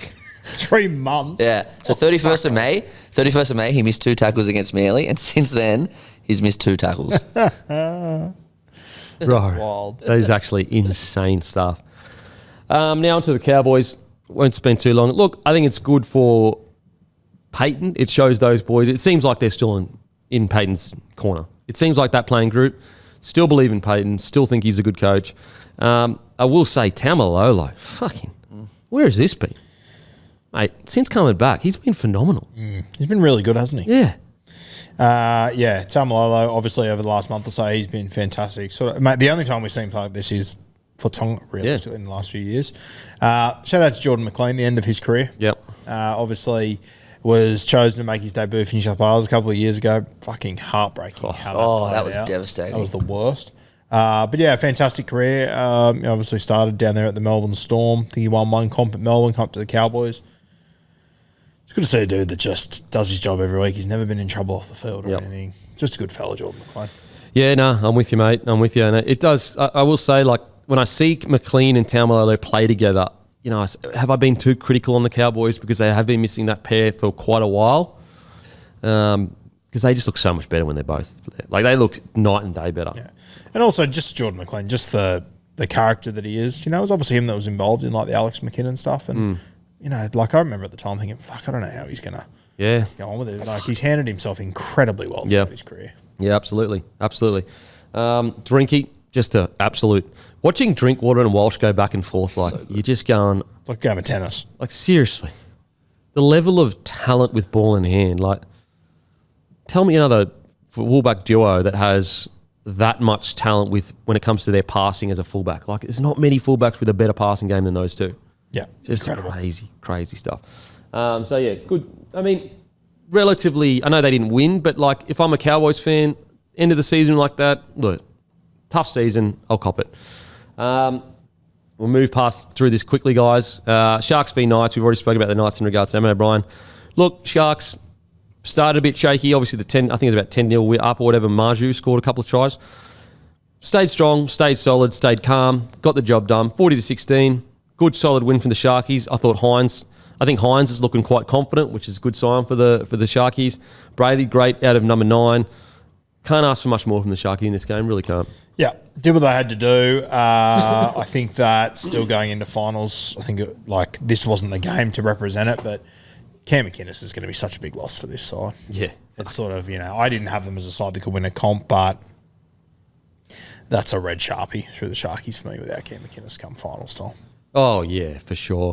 They might be able to jag maybe one win, but I just think you're right. Cam McInnes is, the heart and soul of that forward pack. Any update on Trindle? I think he rolled an ankle in this game. Is there any update from Fizz about how bad that is? Because that'd be another fucking dagger for them. Although I'd love to see Dan Atkinson. Is he alive still? Bigfoot that I'm seeing Dan Atkinson at the moment. I'd love to see him play footy again. Fuck. I didn't even know he's alive still, the poor bloke. I'm going to say with the Sharkies, okay, at the start of the year, we consider them all premiership heavyweights with Adam Fanua-Blake arriving. So that's disappointing that they haven't eventuated to be that. But similar-ish to the Broncos, with how dire it looked at one stage for the Sharkies, and they can finish in the top 4, I think it's look, if you've got Fitzy comes in, they finished 10th, I think, the year before. Since then, it's essentially been 2nd, 5th, 4th, potentially 4th again. Mate, you could do much worse than that. You could do much worse. What's a more, how the fuck did that happen story? Sharks 4th or Brisbane 4th?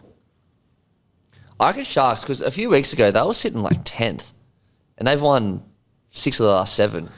You know what? Probably Sharkies, because they genuinely they're not going to make the 8. I felt about 6 weeks ago or whatever. I was they're not going to make the 8. They're going to fall out to about 11th. Probably the Sharkies. I felt kind of similar about Brisbane not that long ago. Yeah, fair. Maybe I'm a bit higher on the Broncos just because it's my team or whatever. Give you the hot tip. Fucking Warriors deserve it more than both of you. But yeah, if the Sharks finish in the top 4, mate, it's hard to be too critical of that. A couple of wins go their way and they're, 2nd or 3rd.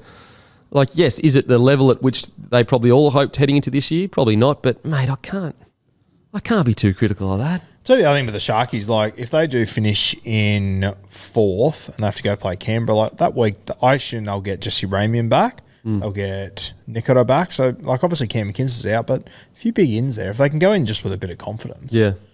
I mean, it won't be, if they somehow beat Raiders, it won't be the craziest fucking upset I've ever seen in my life. When Canberra beat them, they beat them after the buzzer, remember? Yeah. They nearly beat them this year. Yeah. I mean, listen, if that was to happen, they finished 4th and they could make a prelim, that's an unbelievable. That goes from a solid okay year to wow, what a finish. Yeah, I mean, I always maybe I'm making excuses, but I always try to look at as a club, how big are they? How many resources do they have? Sharkies are one of the smallest clubs in the comp, resources wise. They don't have anywhere near the resources that the Melbourne Storm, the Penrith Panthers, the Brisbane Broncos, the Roosters, the Rabbitohs. They don't have anywhere close to that kind of size. The Eels, the Bulldogs, those clubs they might be 2 times as big as the Sharks. And I think that needs to be taken into consideration when you talk about the Sharks. Doesn't mean that you'd be okay with them not winning comps or whatever. I'm just saying it's a reality. Reality. There's a few players in this comp that if you put them a little bit of space in front of them, they get a half opportunity. You just know they're going to score. From the moment Talakai got that ball the other day, and he was just in a half game, you went, no one's getting it. Yeah, not going to happen. It's good to see him back through the middle. That's another huge plus for them as well. Yeah, absolutely. So, look, they got the job. I thought Will Kennedy was quite good yesterday as well. Yep. I thought his kick returns were quite electric compared to, at times Kennedy can be quite, kind of just go through the motions with his kick returns, but I thought on the weekend he was quite good. Yep, I agree. Blake Brayley, hooker of the year now that Grant's been cancelled. Cancelled the wrong word. Yeah, I think you'd probably lock him in for Dalian 9 of the year, wouldn't you? Oh, yeah, because Grant can't win it now. He got suspended. Which is the worst. Dumbest rule ever. If disruptor is the worst rule in the world, this is the second worst rule in the world. Yeah. Is he the only one that's like that? That's a genuine shot at winning? Oh, I'm not. Yeah, I'd have to go and have a look. That's ridiculous. It would be Brayley, I think. Then. Yeah, it's very, I mean, to be fair, Brayley probably would have given it a shake anyway. Yeah, no, absolutely. I just think Harry Grant's form in the last month went just fucking berserk. Yeah. But yeah, a rule brought in a time where you could nearly kill a bloke without even getting a penalty is now being used for a shoulder charge that wouldn't have even been a fucking penalty back in the day. I mean, we laugh, but like, Lockie Galvin's never going to get that Rookie of the Year No. award back. No. Like, it's so bad. It's shit. It really is. Trying to think. Yeah, Sharks. Anyone else with the Sharkies, guys? I think Ronaldo's been gunned the back half of the year. Yeah, it was a he's slow start to the year, but he's been awesome. Mate, that try he scored, you know, if you go back and watch that, the effort he made to get in position to take that pass when they were drifting across the field. Mate, he came back from behind 5 or 6 Sharky players. Like that try started, obviously, from his brilliance. But just because Mulitalo was the only one that said, I'm running to hit a line here. I'm running to hit a line here. And then to do it in and aways and passing and offloading and then eventually scoring, like Mulitalo, talk about a showstopper. He is a special, special winger. Hazelton was the other one that I thought was good coming off the bench. Yep. It's going to be a very important member for them heading into the future. Yeah. Okay, now quickly, just to the Dolphins. We'll move past this quite quickly, guys. But Dolphins, Titans, just quick wrap up with it. Yeah, I mean, what do you say? The Dolphins, it's just been so disappointing with them over the last few weeks that, you know, they've been built on defense and they're just conceding all these points. I think it's like 160 points in the last month. It could even be more. I think that heading into next season, I think you just have to have Trey Fuller at fullback. I think you have to have Hamiso and Herbie in the centres. Yep. I think you just give Hamiso a bit of a hybrid role. You make it work. You spend your whole preseason making it work. But they're just, once they get all these forwards back from injuries and they've got Trey Fuller and Hamiso on the field with Herbie, good fucking luck. Mate, they are going to be a pro. Let them at full strength, they're going to be a tough side to beat. Tough side to beat. And what's good is, like, they've built so much toughness and grit in this season. Imagine how tough they're going to be when they've actually got a full roster to lean on in these tough moments. Well, like, you have a look at Kurt Donahoe. Like, I think he's been one of their best players this season. Yeah. Like, especially the back half. He's been fantastic week in, week out. He's not going to be in the starting side next year. And I don't think he's going to get a look at the starting side next year. That's actually Once insane. you put Max Plath back in and Saifidi and if a Flegler comes back, like, I just don't think there's going to be a spot there. And, like, he spent the preseason training as a fullback. Now, you know, have Trey Fuller, Hamiso. The depth is insane. Yeah, far out. All right, we face the music. Let's do it. Brought to you by our friends over at Sportsbet. We'll just have to give our, like, just say I can read them out. So Broncos, Storm, they're $1.92 each, so the line is literally plus 0.5. I am going to go Broncos 1 to 12. Give me the Storm 13 plus. Sweet. I'll go Storm head to head. Manly, Warriors, Manly $1.51, Warriors $2.58. The line is 5.5. See, I'm just going to swing for the fences here for this round, and I probably won't get it in a single tip, just so that there's a small chance I might be able to catch Matty. So I'm just going to go Warriors 13 plus. Manly 13 plus. I'll go Manly head to head. South Roosters $1.37, South 3.13. The line is 8.5. South 13 plus. I'll go South 1 to 12. South 1 to 12 for me too. Dragons versus Panthers. Dragons 3.14, Panthers $1.37. The line is 8.5. Dragons 13 plus. Panthers 1 to 12. Panthers minus the line for me. Titans versus Tigers. Titans 2.12. Tigers $1.73. The line is 2.5. Titans 13 plus. 36 all, Golden Point. All right, I don't know how to look up what the odds for that is, but for Golden Point, I'll assume it's $13. It'll be heaps. I'm actually going to go Titans with the 2.5 start because they want to avoid the spoon. Dogs versus Sharks. Dogs $1.72, Sharks 2.12. The line is 3.5. Sharks 13 plus. Yeah, Sharkies 13 plus. I'll go Dogs head to head. Dolphins Raiders. Dolphins $1.34, Raiders 3.29. The line is 9.5. Raiders 13 plus. What are the Raiders out there? 329. 3.29. I will go. Just give me Raiders head to head. Nice. I'll go Raiders with the start. $1.90. Last game, Eels Knights. Eels $1.25. Knights $4. Line is 11.5. Alrighty, Knights 13 plus. I will go Para 13 plus. Yeah, I'll go Para minus 11.5. And that's done. All right, that's done. Brought to you by Sportsbet. A massive thank you as always. Guys, Grumpy Coffee, the Grumpy Dads, there's only 20 left or 27 or whatever. Make sure to go to grumpycoffee.com.au, grab your Grumpy Coffee. Also, guys, don't forget the exclusive deal for Bloke community members only. Luke Camilleri, Aspley Mazda. Give him a message, LDC_01 on Instagram. The only way you get the exclusive deal is if you message him on Instagram. Outside of that, anything going with you, Root? Nah, nothing. Nothing mate. going on? Nothing at all. Okay. Oh, wow. Okay. September 1, it's here. As usual. Actually, I got my NFL draft on Wednesday night, so Okay, very there you excited go. for that. I'll keep you in the loop. Make sure to keep me in the loop. Absolutely. All right, we'll go and fuck ourselves. Thank you. What's gambling really costing you? For free and confidential support, visit gamblinghelponline.org.au.